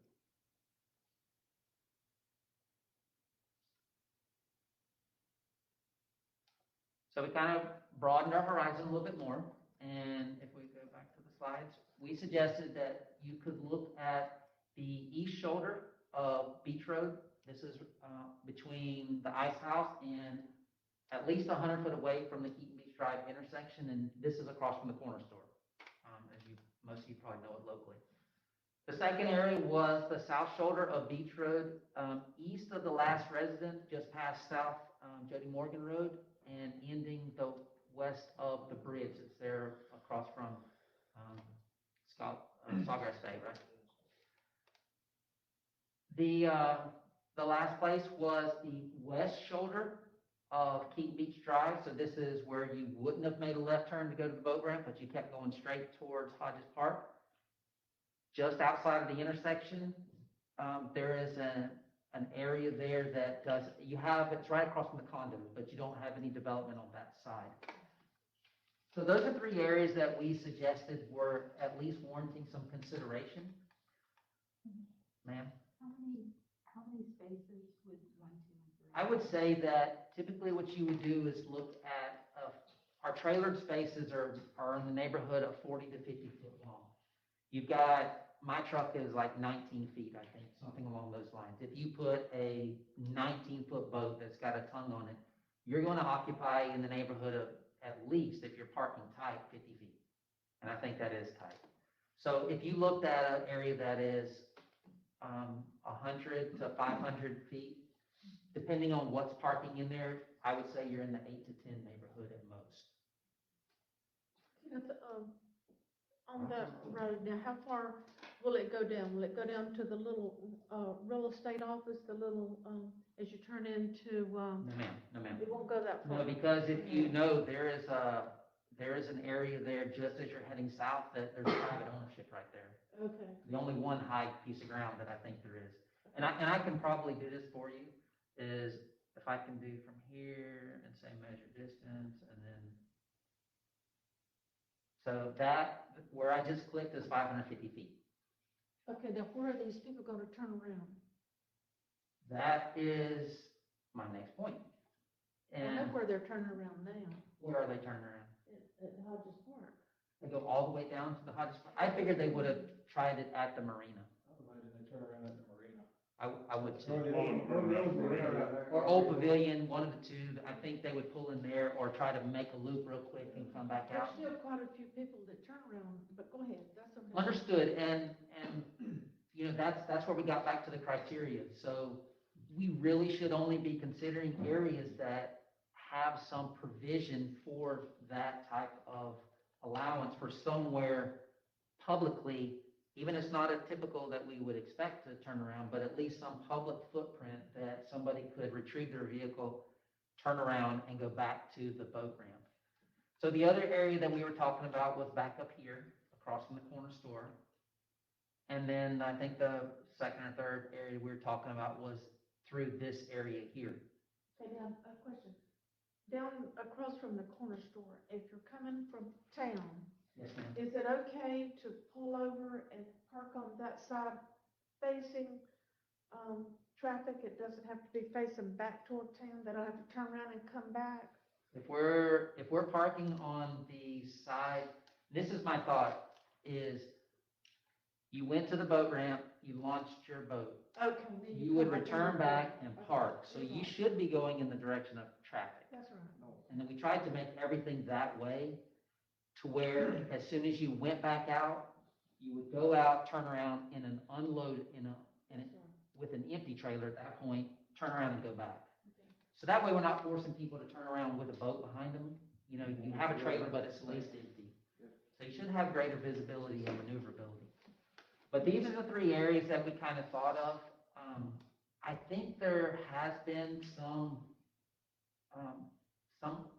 additional usage of the houses through here that I've seen in the fall. So that's going to take, I know you can't see me touching the screen, but it's going to push you a little further down to get past those driveways.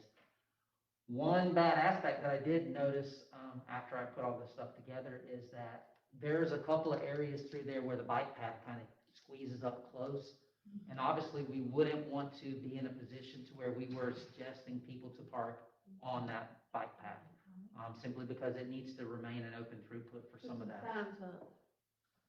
Everywhere there's signs. Okay, so these are the three opportunities that I think are kind of historically have been used. I would say that either this one and this one have credence, but this one may be a little bit too far getting away from this area. So that's obviously up for your consideration. And then the last thing that we suggested there at the Keaton ramp, this kind of come about when we were looking at this, was the possibility for, if you remember, there's this area here that back when the Litchfields owned this and it was an RV park, that was where the drain field, the community drain field was. So there's still a physical drain, septic drain beds that are in that area. But I'm thinking that, you know, we could have an entrance that kind of come off right here, kind of stack parking along here, and then came back out to the roadway to where you would return and go back to retrieve your boats. But that if we did that, you've got two options that we thought was plausible. One was that you make it another vehicle only, so that you're just having cars or trucks without trailers behind them. It's small enough that, and they would be small enough that I think they could easily maneuver in there. Or, and that's the part that becomes a little bit harder to enforce, but you restrict it to, you know, like your smaller mid-sized vehicles that are pulling trailers, not a full size like my truck, or not an Expedition or anything full size that has that longer wheelbase is going to have a lot of difficulty maneuvering in this little tight area. But it at least gives us a possibility to, you know, if we could get 10 spaces there and not put them out on the road, I think we're smarter about it if we were to do that. Is So, the ground stable enough there to allow for that? or- we would have, I expect Department of Health would force us to go through the process of a drain field abandonment. But once we did, obviously, we would stabilize it very much the same way we stabilized this parking area. What kind of cost? I don't have a number off the top of my head. Where's the property Less line than a right there, million. that tree line right there? Where's the property line at the tree line right there? From what I looked at, and I did check it from the parcel maps before I came down, and it's inside the tree line. It's behind the tree line. In other words, some trees could be moved there, added a little more parking. Well, you got two ways to handle that. One, obviously you can do that, but you have to kind of look at the sensitivity of the area that you're affecting if you do that. I'm not sure, I haven't walked it, so I don't know if it's wet as soon as it drops off. But then the second thing would be, you can increase the angle of the parking, and it makes it a little more maneuverable for pulling in, backing out, so that you might lose two, but the rest of them that you have are a whole lot easier to get in and out of. And be heading out when they made that loop there. Yes, sir, and you wouldn't have to go as deep into the property that way. Okay, What kind of time frame would that take to make it usable? Just to- I would hope that you wouldn't want me to try to get it done before scallop season. No, I'm saying just. But I would think that would be something that if we had the funds to allocate towards it, the physical construction of it, I wouldn't think would be more than a 5 to 6 month window, something along that line. You Once- could let once the you get park on what's there now, but this scallop season, No, you got a hill that's that high. You'd be parking on the drain field. We have had people park up there, but we would not encourage it. Yeah, man. put that front end loader in the day and move that drain field there. Remember what I said, that is a drain field, so Department of Health has rules that govern how you abandon a So drain it has field. to be moved. It has to be dug out. It has to go to another site. That's right. Yes, sir. So it's not just something we can level down and park on, we have to follow the rules. You could move the drain field and then fill dirt back in to make some parking. Yeah. Yeah, and I probably would employ, a geofabric, because when we did this section right through here in Marina Road, when we were digging that, we found quite a bit of buried timber. And the only way we could get it to be able to stand up to the load of the construction equipment was we over excavated, put clean sand, went with the layer of fabric, put clean sand, went with the layer of fabric, and then built our subgrade above that. So, you know, it's not a bad idea to think that we're gonna have to do that on this area. And you know, I mean, it's only money, but we could easily, you know, we could do permeable pavers over there and make it beautiful too, but it'd just be something to consider, that here's one option that I think we could remove one leg of right-of-way parking if, you know, if we so choose. So let me. Doing the work there, we need to go ahead and move trees that while they're working there, would be at that time next year, whatever it's gonna take it to go into. Move it all the way to the property line, we have as much room as we could, you know. My suggestion would be, let's figure out what we're gonna do before we ever start it. Right. And if it requires that we move the trees, then yes, sir, you're right. Right. You know, get as much as we can out of the area. Understood. So could that be a stabilized parking area like the Western Hatchie is not necessarily paved? Yes, it could be a grass parking area. The only thing that I would say And is. the reason I say that is because of the revenue issues and how much sooner that might be available if that's the case. And that might be the way that you test it out first. Let's say we go through the drain field removal process. Right. And then we put it back as we stabilize it, put it back as grass, and just open it for use and see how well it's used. And if we start seeing that you get 2 big trucks parked right in the center of it, obviously we gotta do something different. Because we're not making efficient use of that area. And that's my line of thinking, is I think delineation, so I know that I get this one, and not just, you know, some fellow that's not thinking about everyone else, he's only just in a hurry. Okay, so, gotta get me hot. Yes, ma'am. I know I'm asking you the same question, but for TV program, what do you think is the total of parking spaces this plan would bring, without the? I would be hopeful that if we did the west side of Keaton Beach Drive, and we're able to flatten out the area on the east side of Marina Road, maybe pick up 20 spaces at most. So let's say the 15 to 20 neighborhood, somewhere along those lines. But remember, I've already got over 100 spaces. So my goal isn't to get another 50 because I'm only creating problems. All right, so the next one is the Dark Island boat ramp. And I know this one well because I use it quite a bit, and you wake up at 8 o'clock and hope you made it in time that there was a spot down there. And, you know, it is one that, I just remember the project numbers like 2003, so I designed it a long, long time ago, and it was difficult at best to get the footprint that we have through DEP. We actually wound up having to offer up a conservation easement that basically took away some of our property because it was environmentally sensitive areas. And because of that, we only have 6 delineated spaces here, one of those being the ADA. So that's what you have right here on this single lane ramp. Additionally, we did a couple of pavilions and a parking area here. And as I said in the slides, they are about 4 over there. They're really laid out for vehicle only, but I personally have parked there. So you can put a trailered truck there, but you are really close to the road that's out in front of it. And so it's just something that you have to be mindful of and make sure that you're not blocking the adjacent traffic. But that being said, there's not a historical lot of usage here, but you may see a dozen trucks out there. You know, it's the guys that are from this area and they know this is a tidal ramp. You better know the tide before you go out there, or you won't come back in it. So what we are suggesting is trying to stay with the criteria. This one has a lot of difficulty fitting it. And I only say that because everything along this road on this side and everything along the road on that side, once you get out past that shoulder, is nothing but saltwater marsh. So it is narrow at first.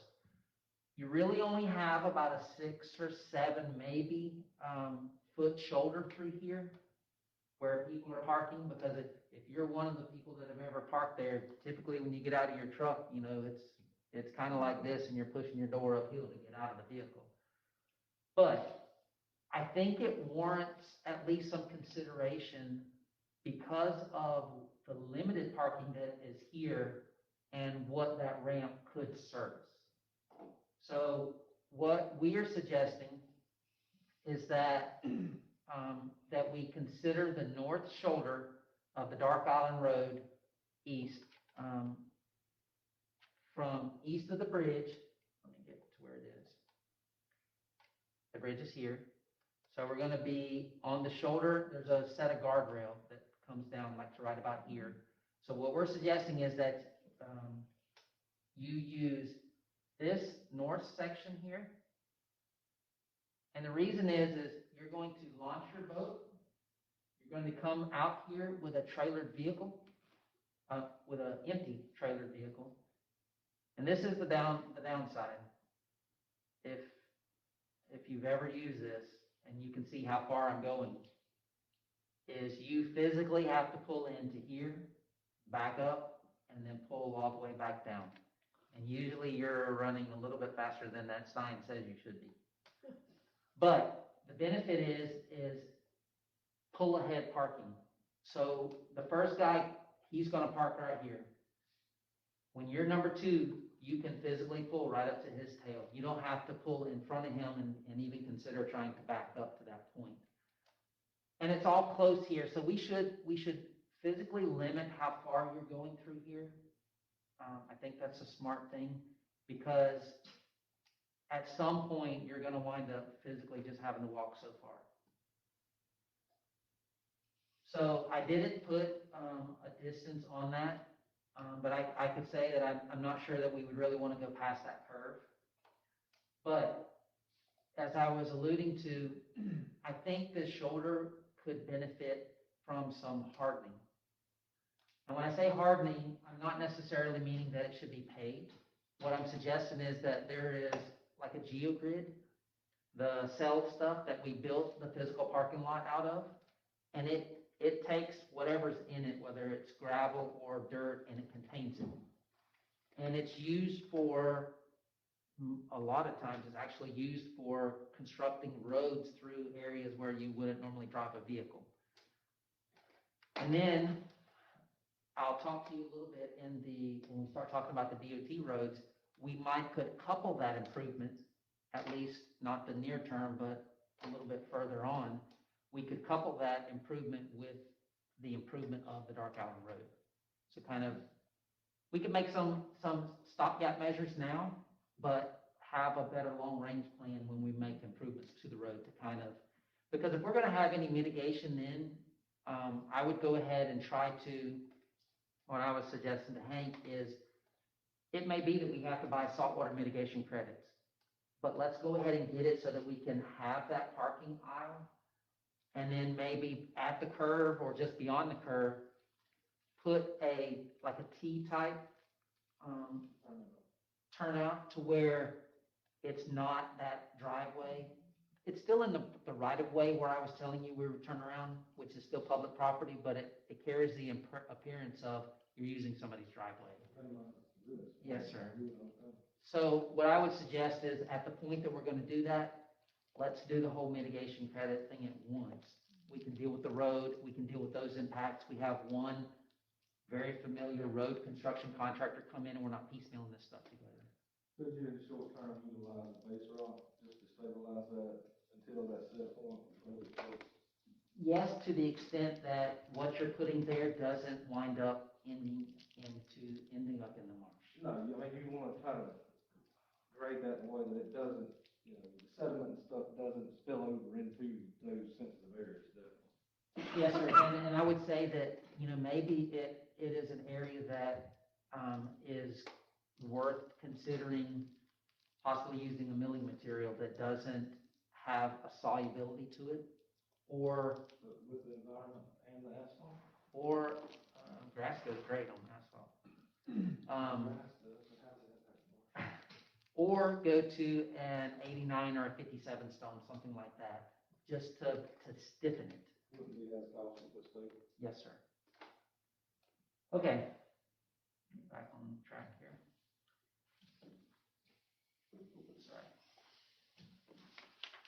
There's that one. That did it. Okay. Somebody's using my mouse upstairs.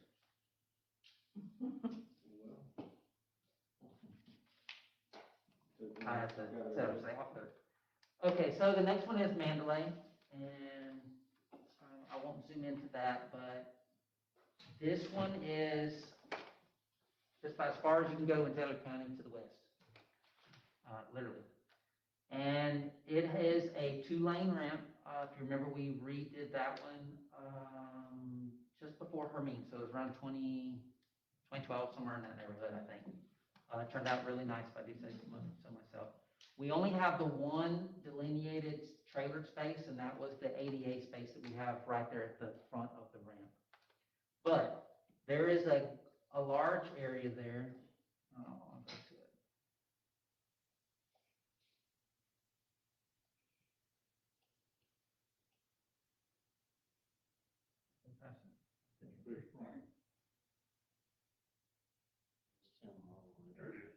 Nope. I didn't go far enough. Ain't going far enough yet.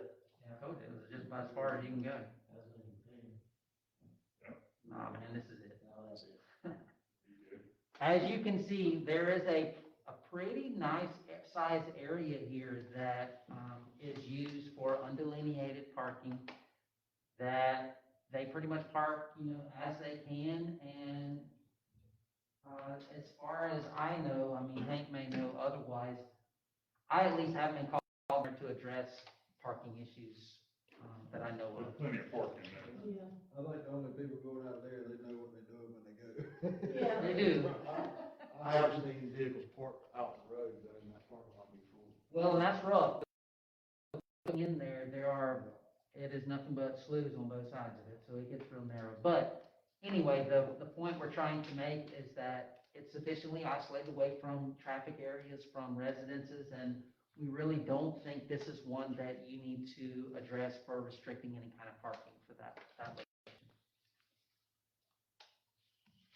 And then the last one is the Bowden boat ramp at the Osceola. This is just down from the store there on the right. Also landing. Yes, ma'am. Yeah, some call it Osceola Landing, some call it Bowden. Anyway, it is a single lane. What's that? Yes, it is. Anyway, I'm getting back on my train of thought. It is a single lane, one delineated. We just put a single trailer ADA space there, and there's room for some additional trailer parking right there to the right of it. About 6. Right. You're more generous than I was. I didn't think it was quite that much. Let me get there. I hope I didn't I make seen anybody about wrong. 6 people park there, did you? Some park up the road going toward the highway. Yes, I do know that I've seen some park over here in this area, and I think that has been some problems as far as some of the individuals saying that they didn't necessarily want that. Is either this gentleman or this gentleman. I've had to be down there before and kind of discuss things when we were thinking a long time ago about trying to improve this area and have the delineated parking. But everything is so, wherever there's a dry spot, there's a house or a camp there now, it seems like, and the rest of it's kind of wet. But the beauty is that, almost like Mandalay, the people that are using this, they know that area. And it's less of an attraction than like your Keaton and your Steinhatchee. So you don't quite have the volume that go through there.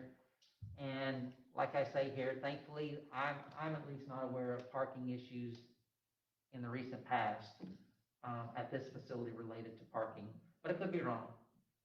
So this is one that I think is kind of self-policing with the residents there, because you really don't have a tremendous amount of right-of-way in this area to worry so much about parking on or off the right-of-way there.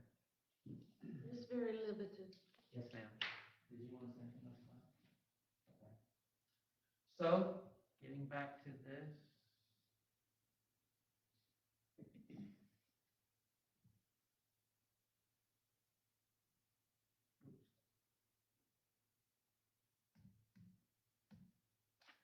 That is the end of what I was addressing as far as the facilities. Yeah, I got a question, and I brought this up before.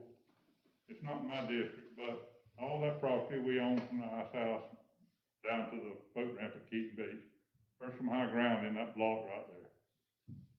That timber could be cut, and you could have some parking up there between the ice house and the boat ramp. And I'm only gonna tell you what I have been, what I've reviewed over the years that we've owned that coastal park, and what we've tried to do with respect to developing some of those properties. And yes, sir, at times of the year, you're seeing a lot of dry areas, but even in some areas that we say is dry, because of the soils or vegetation, it's considered wetland areas. We have a pretty good delineation of the wetland areas on that property. And there's not as much as you would expect to see on a property of that size that's outside of that area, unless you came in by the ice house, parked there, but then you're talking about trying to route people all the way back around, and I think you get to that. There's an old road that goes all the way through, back toward the boat ramp. There is a little two-rut road that goes through there, but it's not to where we would, unless we mitigated, that we could run vehicles through there. When you talk about mitigating at Dark Island, I mean, that could be done too. You can. Where those big pines are growing there, it's high enough that you could, mill area or lime rock area there, once all that was cut. I mean, it looks like to me, I walked through there when it was dry. I hadn't been through there with it wet. Yes, sir, and I went with the inmate crew when one of our grant obligations was that we put a perimeter fence around it. And it was more than once that we stuck that tractor.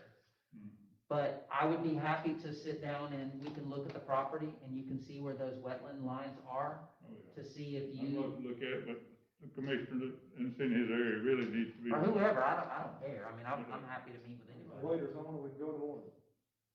You would need waiters tomorrow. Yes, sir. I'm sure you would. What is it in Taylor County? I mean, that's just, it belongs to Taylor County, and it's a lot of ground sitting there, there's nothing but growing, scrub and a few pine trees, so, I mean, if we could use some of it, it could be used, I think. Understood, and all I would say is, let's I'd look like to at it. understand the long-term potential that's Yeah. there, Right. but I think the short-term benefit would be much more, timely in abandoning this drain field as far as getting a turnaround and Oh, yeah, yeah. usability and how quick that's gonna, come upon us, so, I'd be glad to set the time Okay. to get by down there. Well, anyway, what we wanted to do was to give you guys some food for thought. Obviously, there's a few facilities that we don't believe there's a problem. But then again, we think there's some more facilities that there are at least somewhat of a solution. And, so we wanted to give you something to be able to kind of give LaWanda some guidance on for her acting as your agent on this, so that at least it's not just arbitrary of, we're gonna do it here, here, here, and here. We kind of have a reason for doing what we're doing. That's kind of the way we were hoping. Kenneth, Keaton Beach, going into Hodges Park, that piece of, I guess, private property on the west side of the Yes, sir. roadway, how much of that, I guess there's several owners on up toward the, realtor office that, I know the first 3 or 4 houses back this way from the old marina, that they do like to use that across the road from them. Is there any way we could potentially look at maybe blocking off, not blocking it from them to use, them being able to use it, but, not to where the landowner can't use it, but, put no parking signs to keep from blocking their property. This, Yes, remember, I only suggested 500 feet. that's right. So let me just start here, and we should go to 600 feet, because that would be 100 feet away, right? And I'm at 735 there. So what I'm saying is that you'd still be north of there. You wouldn't be able to close. I wouldn't let the parking go beyond, I wouldn't let it get to that property, if that's what you're suggesting. And what about on the other side of the property, how much? Down here? Yes, because you got the same, Is there as much of a shoulder through here? same, It is? it's same, yeah. Okay. So, But then it's a distance away. it is. You're looking at more retrieval times. Well, I mean, even just for like, Okay. there's several of them first, 3 or 4 houses right there from the, old marina that they may just use it, there's not a lot of parking at these houses, any of these places. anyway. Yeah, I've seen what you're So talking about. I'm just saying, not even necessarily for a trailer, but just for a vehicle to pull on the side of the road and. But just realize, if it was public parking, there would be nothing that we could do to say that the public can park here, but you can't. Right, oh, yeah, for sure. Yes, sir. Yeah, for And sure. so there's, and that says 476, so you might could lengthen it a hair and have an additional 500 feet there. Yeah, I mean, I would imagine that's the way it was prior to ever being closed, is it was the first come, first I served. think people that were launching or lifting at the marina, I know I had, back in the 90s or so, was you would park in this area. Yeah. It's just, you get to where, you're starting to get into the quarter of a mile just to get back to the facility. I'm not really even worried about a boat trailer parking there, I'm just talking just more or less, just folks don't have a lot of parking at the house, if they had folks over for dinner or whatever, needed to park a truck or 2 across the road, they could, with no issue. I understand what you're saying.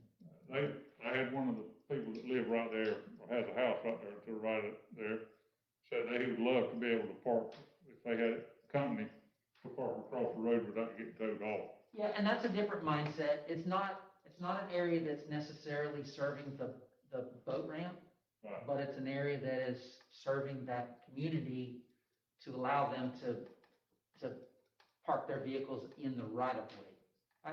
I can see that, I don't see that it'd necessarily be a bad idea. They just don't wanna sign up there where they get towed right there, you know, Yes, that's sir. what they said. I think that fella that parks down there, that's at the boat ramp, that tail chewing he gets when he gets back up there to get his boat, after all those people are in line, he probably won't park that far again. They would. Especially when them Santa Claus on the side of that road. We put those there for free. Okay, so that's kind of where we're at as far as trying to bring this information to you. You should each have this packet. Please use it. If you have questions, feel free to reach out to LaWanda and she can forward that to us, or we can reassemble and talk about it some more. But at least you have an idea of what we think possibly could work and areas that couldn't work or shouldn't work, and then other areas that there really isn't a problem at all. I think you did a good job, both of y'all, on this. It's a very good presentation, and I like the ideas. It's good with me. Yes, ma'am. All right. Ready to go to the next item?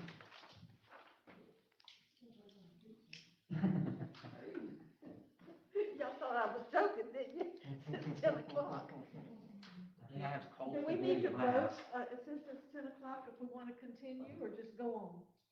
Well, the rules of procedure say a meeting should not last past 10 o'clock without a vote, but this isn't a meeting, this is a workshop. I will tell you, I know how long this was gonna take, it's not gonna take real long, right? And the one after that's not either.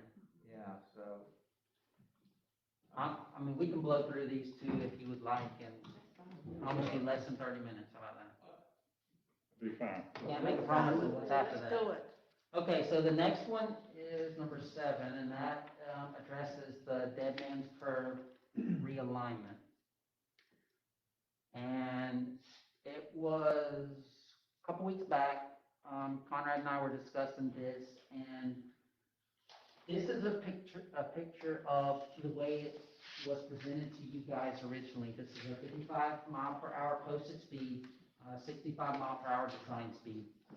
It takes and makes a continuous curve all through there. We're affecting 4 different landowners for acquisition along that eastern side and through the center.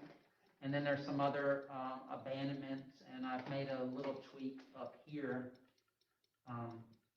to include, it's still one of the original owners, but it's an additional acquisition.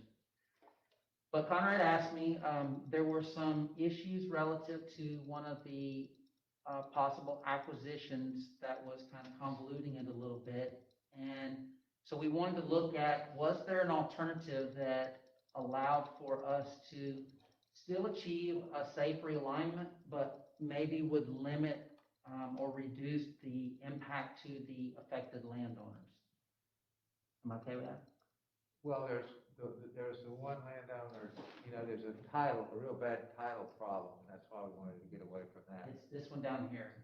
Yeah. At the very beginning. So what I did was I went back to the drawing board and I came up with a 45 mile per hour posted speed limit. It's a 55 mile per hour design speed alternative.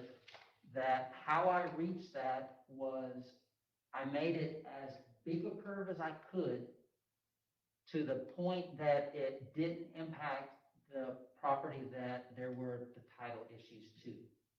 So it's not actually at a 45 mile per hour design speed, but I couldn't get it to the 55 mile per hour design speed. So I had to tighten my curve up. So the next regulatory speed that you would have through there would be your 45.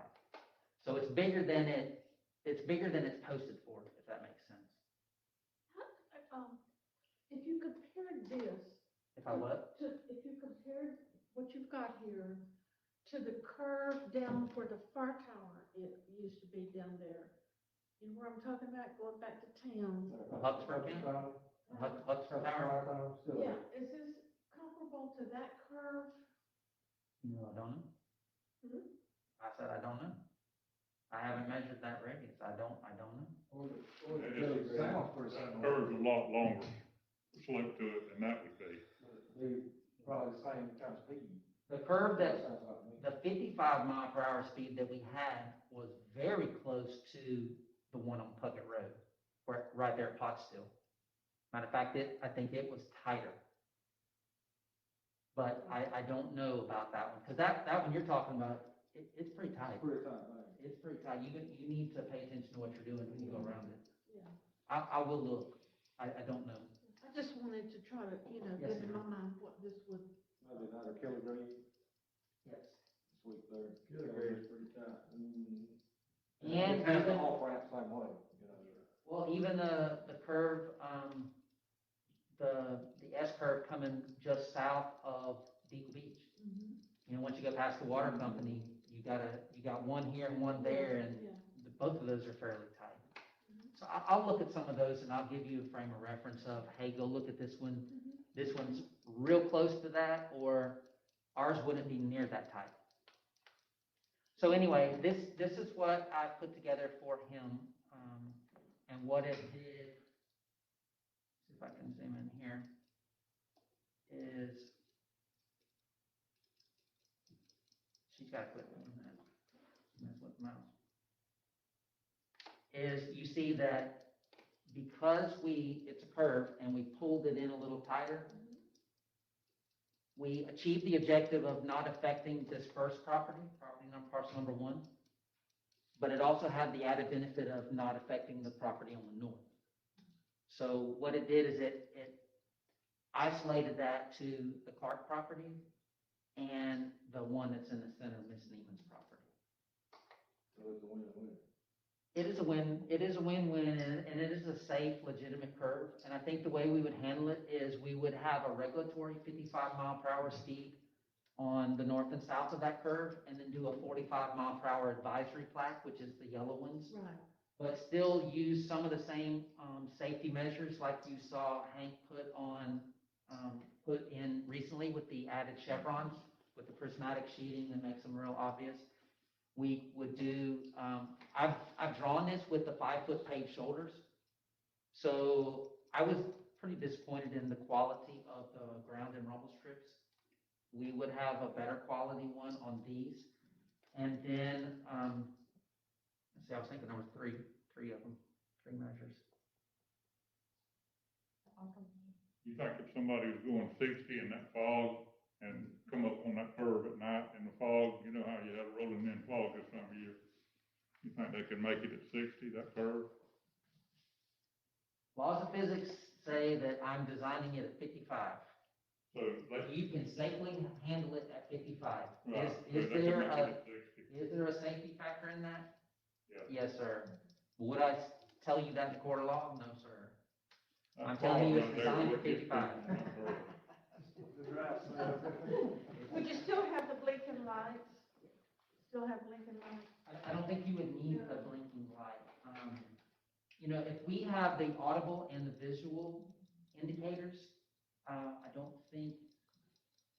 think it's a necessity. It would be not unlike any of the other curves that you're driving down to get to this point.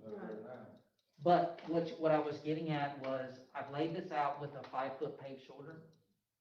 And if I'm still here when we get back around to doing Beach Road, that's my intent, is to put the 5-foot paved shoulders on the entire length of that road. Because obviously, some of our lane departures are when your tire or your trailer catches that edge and it has a tendency to pull you, and then you get into a soft substrate that you can't correct from. Giving you that little bit of wiggle room out there is a huge safety improvement. So that's kind of how I laid this out this time. It did complicate things over here a little bit, because what I tried to do was the curve moved to the west about 82 feet. I tell you about, but I told you specifically 82 feet. That means that it got closer to what was historically that Yates Creek, Adams Beach point of intersection. What I did then was I moved my Adams Beach intersection back to where I retained a 100-foot separation, because I still wanted at least a queue of vehicles to be able to be at that intersection and not be impacted by the other one. So we think we have a workable solution that achieves the objectives that Conrad kind of laid on me. And we feel that obviously this would be a huge safety improvement from the current configuration. And we'd at least like to get your consideration for it. I mean, you can give me consent, but you can't make a vote. Because at some point, if we adopt this, then we have to recraft our legal descriptions for the deeds. I think he can reuse his appraisal values to just extrapolate them to these acreages. But we need to get those legals finished so that he can start completing that process. And we don't, and we're purchasing less parcels than we did before. Yes, sir. So There's one parcel that we just about, I think you told me we're gonna have to purchase the whole parcel, right? The center one, yes, sir. Yeah, That's the only way that's gonna happen. yeah, well, They were pretty clear about that. okay, well, So that moves this option, or that? No, we're still in that option. Does this change the impact, this cost as far as maneuvering? Certainly, because it's a shorter curve, so it should be a lesser cost construction-wise. Maybe not, because you're picking up additional over here. And. But it doesn't minimize the safety factor as far as. No, sir. No, sir. No, sir, it doesn't.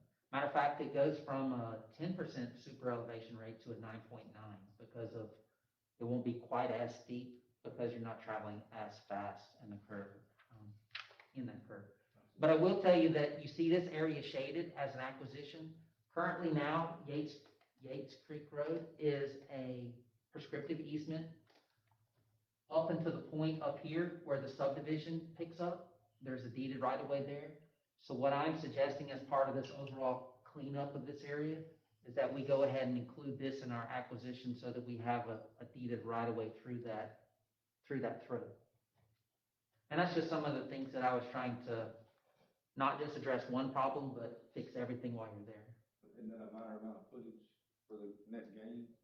I mean, as far as the benefit to have that right away. Yes, sir. And I think you're going to see that the landowners would be more receptive because they're not using it now, and now they're going to get paid for it. Looks good to me. Any consent for that this evening? I think he might want it. I say go for it. I'm pretty sure he does. Yeah, my consent, Mr. Bishop. Well, it was a real title problem that would just take 40 forevers to get straightened out. So I thought, man, Kenneth, hey baby, see if you can help me here, you know. And we met, and I'm pleased, and because our next step is he's going to do the legal descriptions, and then we're going to go meet with the owners and see what we can do with regard to purchasing. Okay, staying on task. Next item. Good job on them. Okay, so what you should see in your packet, item number 8, is an assembly of information that tells you what has been requested from DOT as a priority for improvement.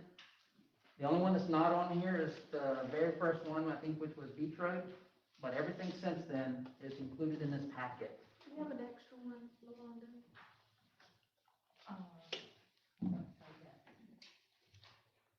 Maybe you don't have them.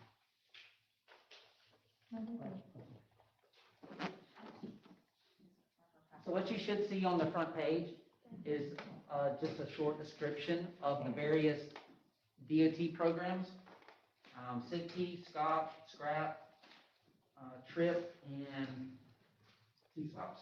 One is for municipalities, one's for the unincorporated areas. Beyond that is, as I said, starting back in 2004, and I only remember one road before that, which was the Beach Road that we did under a DOT program. But since that time, I kept better records, and we have all the various times that you see when roads were submitted.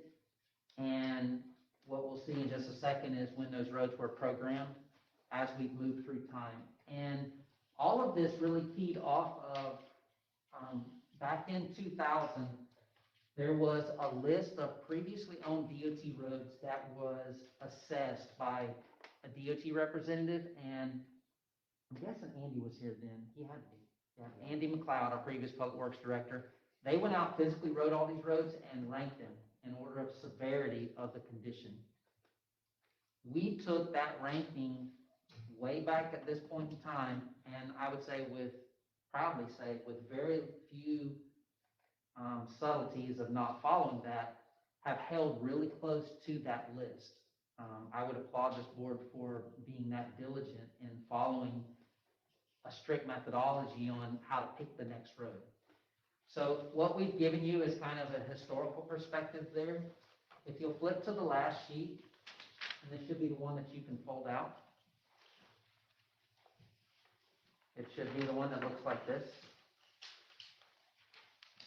And what you're seeing there is, this is my list that I keep up with these roads. And you can see right when we started the beach road, we went to County Road 14. There was 2 segments of funding for the beach road, the north and the south. And then we moved through them all. The ones that are struck through have been completed. And I only make one correction, is that on the very bottom, I should have struck through San Pedro Road, because we just closed that out last month, I think it was. But all the rest of them, if there's not a line through it, then it could be one that is currently active. You've got Foley Cutoff, North Ellison, East Ellison, Slaughter Road, Gas Plant Road, and First Avenue South, and Cedar Island Road, excuse me. All of those are currently active projects that I have now that are either under construction or are in some form of design. That leaves some of the roads that you're seeing, like Contractors Road, Dark Island Road, the other County Road 14, Industrial, and Plantation. So I'd ask you to flip back one sheet, and you can see the priorities that we submitted last year. In January of 2020, we forwarded our list to DOT for our priorities for the 2025 timeframe. Those were Spring Warriors, Industrial Drive, and Plantation Road. You don't see it on the work program because it's in the budget now, but Spring Warrior has a real good chance of being programmed, amazingly enough, because I seem to remember it being like $6 million or so. I mean, it was a hefty project. But they're telling me that one is for now, don't resubmit it. It's intended to be completed. Kudos there. That left Industrial and Plantation.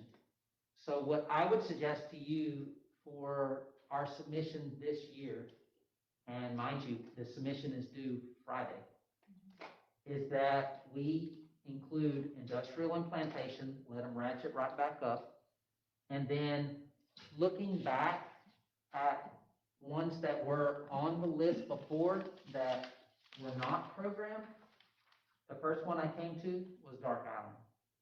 And remember, when I was going through the boating facilities, that one kind of makes sense as a third priority to at least have a good target date at some point that we can fix that parking issue as part of that road project.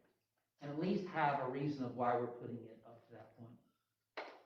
So my suggestion is for your submission this year, and I'm being a little selfish when I say this because I already have applications ready, because it's not just putting a name on a piece of paper. It is literally, you have to do a full cost estimate, which means I have to go through and figure out what I'm going to do, quantities, apply cost to that, and give them a physical number, and they hold us to it. So if you don't have enough money, it's your fault, it's not theirs. So I have those two ready from my last submission. I just have to increase them for the time value money. And I have Dark Island as well. I just need to bring its dollars up to today's dollars for some of its cost and then project it out for 2026.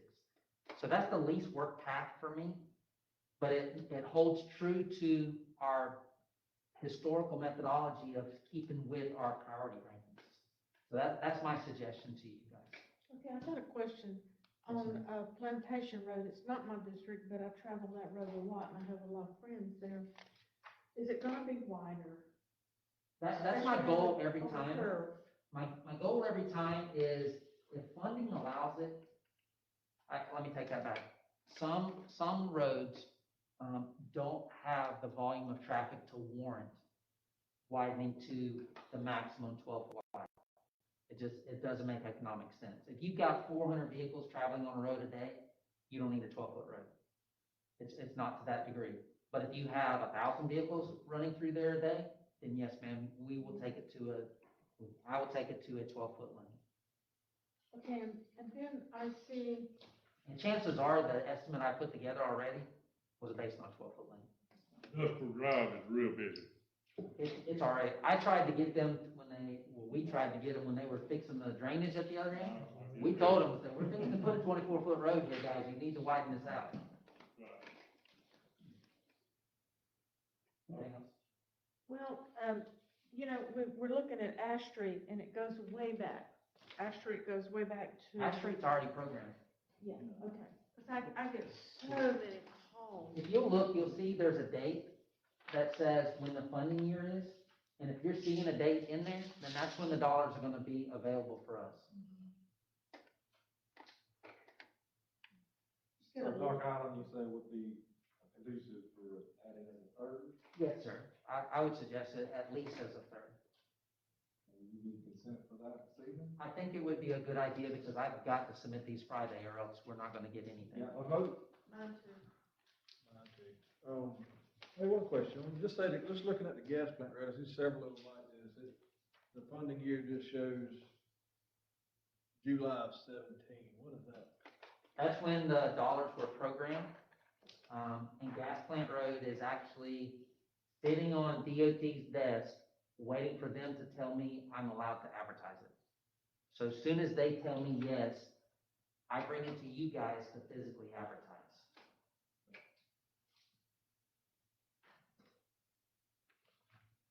That's good.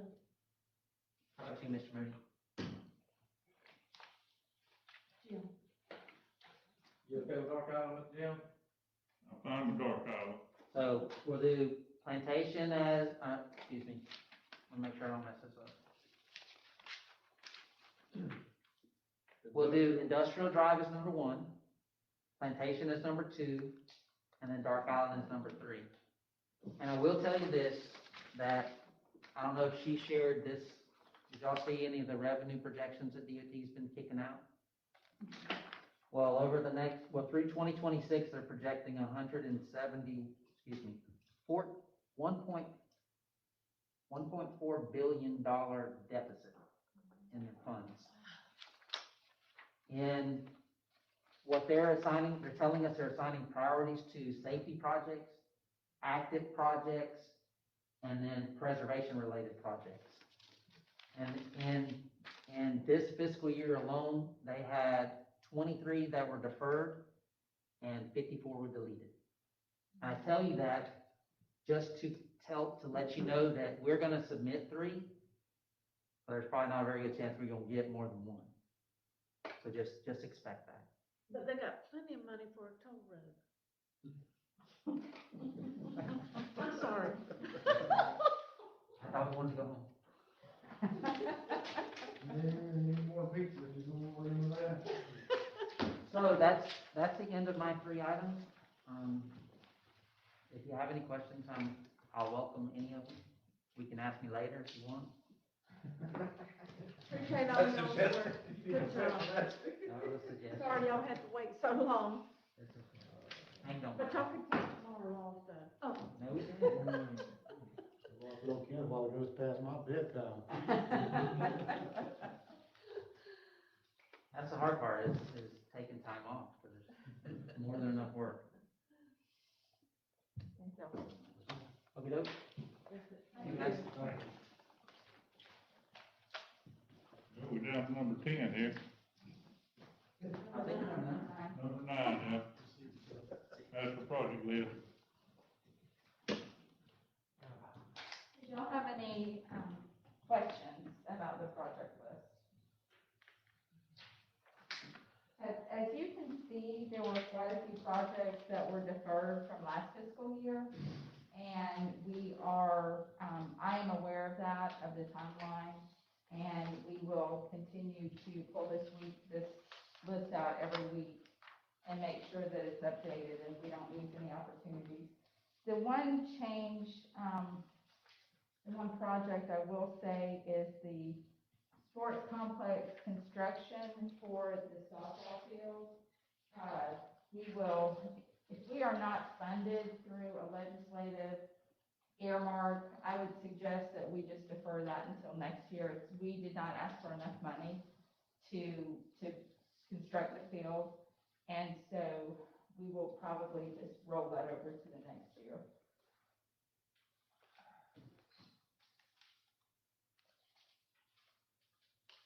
We have completed the DMH chiller replacement. I received the final bill actually yesterday. I'm waiting to hear back from the LeGarrette Blunt family to schedule the installation and the ceremony. I'm thinking the second week in March for that.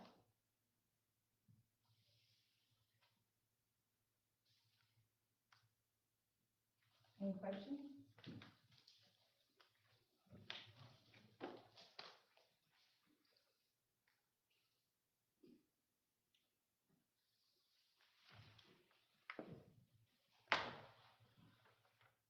Thank you. Okay, thank you.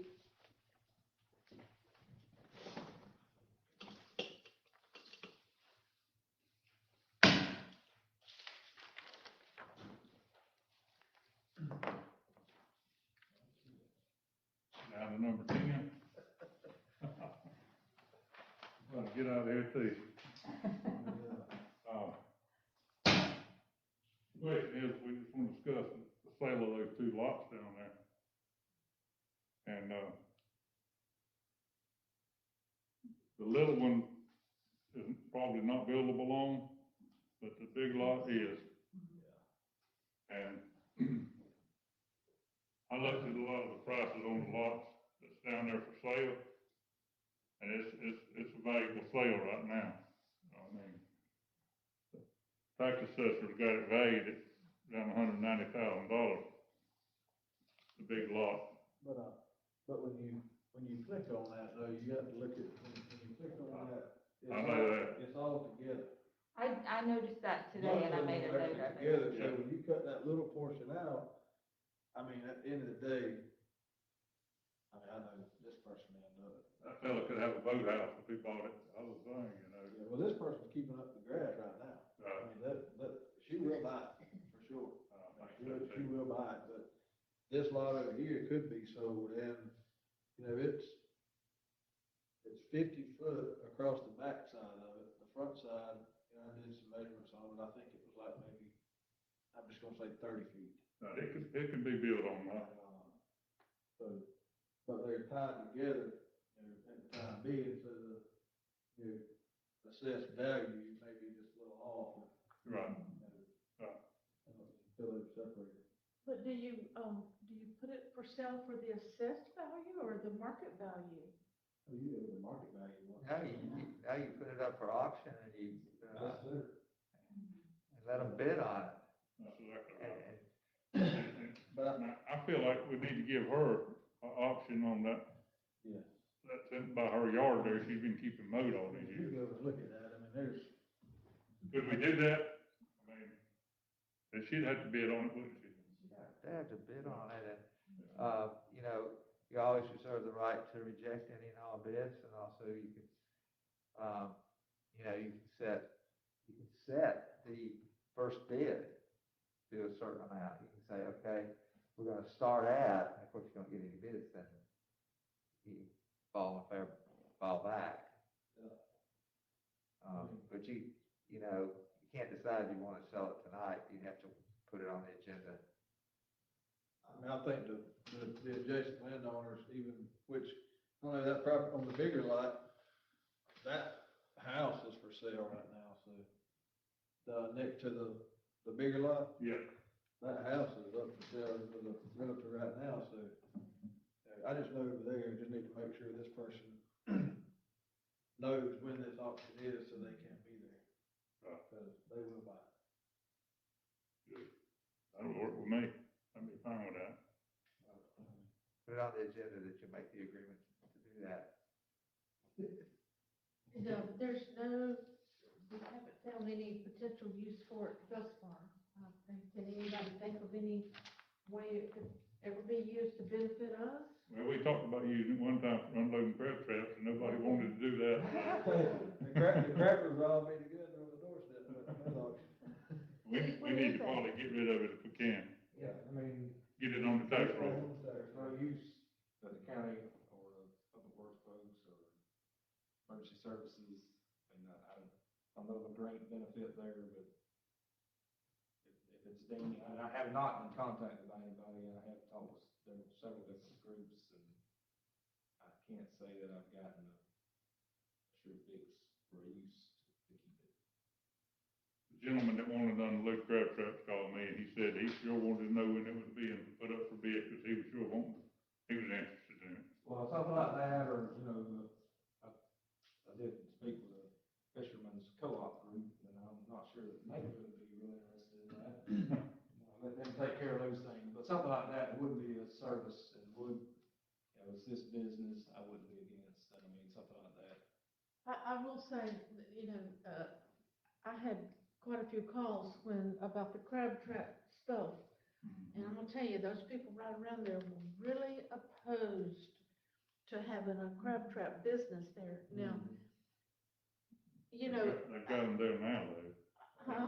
Shrimp, they got shrimp boats and crab trap businesses. But I'm just saying, if we sell it and somebody does buy it to have their crab business, Conrad, can you speak to that? I mean, it would really be no different than me selling a lot, vacant lot that I had. I mean, I can't sell it to them and then dictate what they do on it. There's no stipulations down there, I don't believe, to tell you what you do on your lot. Only if there's a homeowners association, and I don't think there's one that's there currently. Well, I would hate to have that next to me, but, I mean, I'm not opposed to selling the lots. I'm just thinking ahead of what kind of calls we're gonna Let the get. buyer beware, you know. We could just keep it there. It's called adopting a probably. I don't know, I mean, like I say, I've talked with several different folks to try to see if there was a gain for the public to keep the property. And I can't say that I've gotten a sure win, so. I mean, That's your district, and that's, you know, they're gonna be That's your calling you. yeah, well, I mean, we've got till now till we vote. I mean, Yeah, see if you hear something, you know, between now and, we put on the agenda for the next meeting, you know. Yeah, I have checked to see if, you know, fire service or any of the county entities could use that for whatever said reason. I mean, if there's something that's practical to justify keeping the two parcels. I mean, We talked about, you know, a little passive park or a kayak launch or something like that, but I don't know that. It's in a flood zone, you couldn't hardly build nothing on the ground there, no way. You know, it would have to be a house up in the air. Yeah, nobody can build anything to stay in or anything, or work in on the ground, like, it's gonna be flooded sooner or later. You know, Should we have a public hearing on this? Need to determine whether you're going to sell or not. Yeah? would that be the best route? You can have a public hearing on that, you don't have to. Would there be any value? Would there be any value in? You just talk to your constituents and see, you know, what their ideas, but it's y'all's decision. I'm just asking the question. Do you want it on the March 1st agenda or the second meeting in March, just to give y'all a little bit more time if you want to talk to people? Second meeting would be fine with me, that's what everybody else wants. Would that give us a little bit more time? That would give us more time for folks to. The first meeting is Monday. Right. It's not far off. Okay, so the second meeting? Yes, ma'am, the Tuesday meeting, please.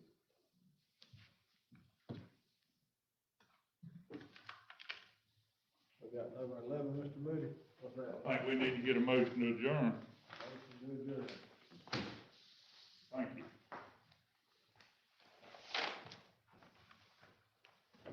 Somebody second it, we're gonna leave. Hit it on.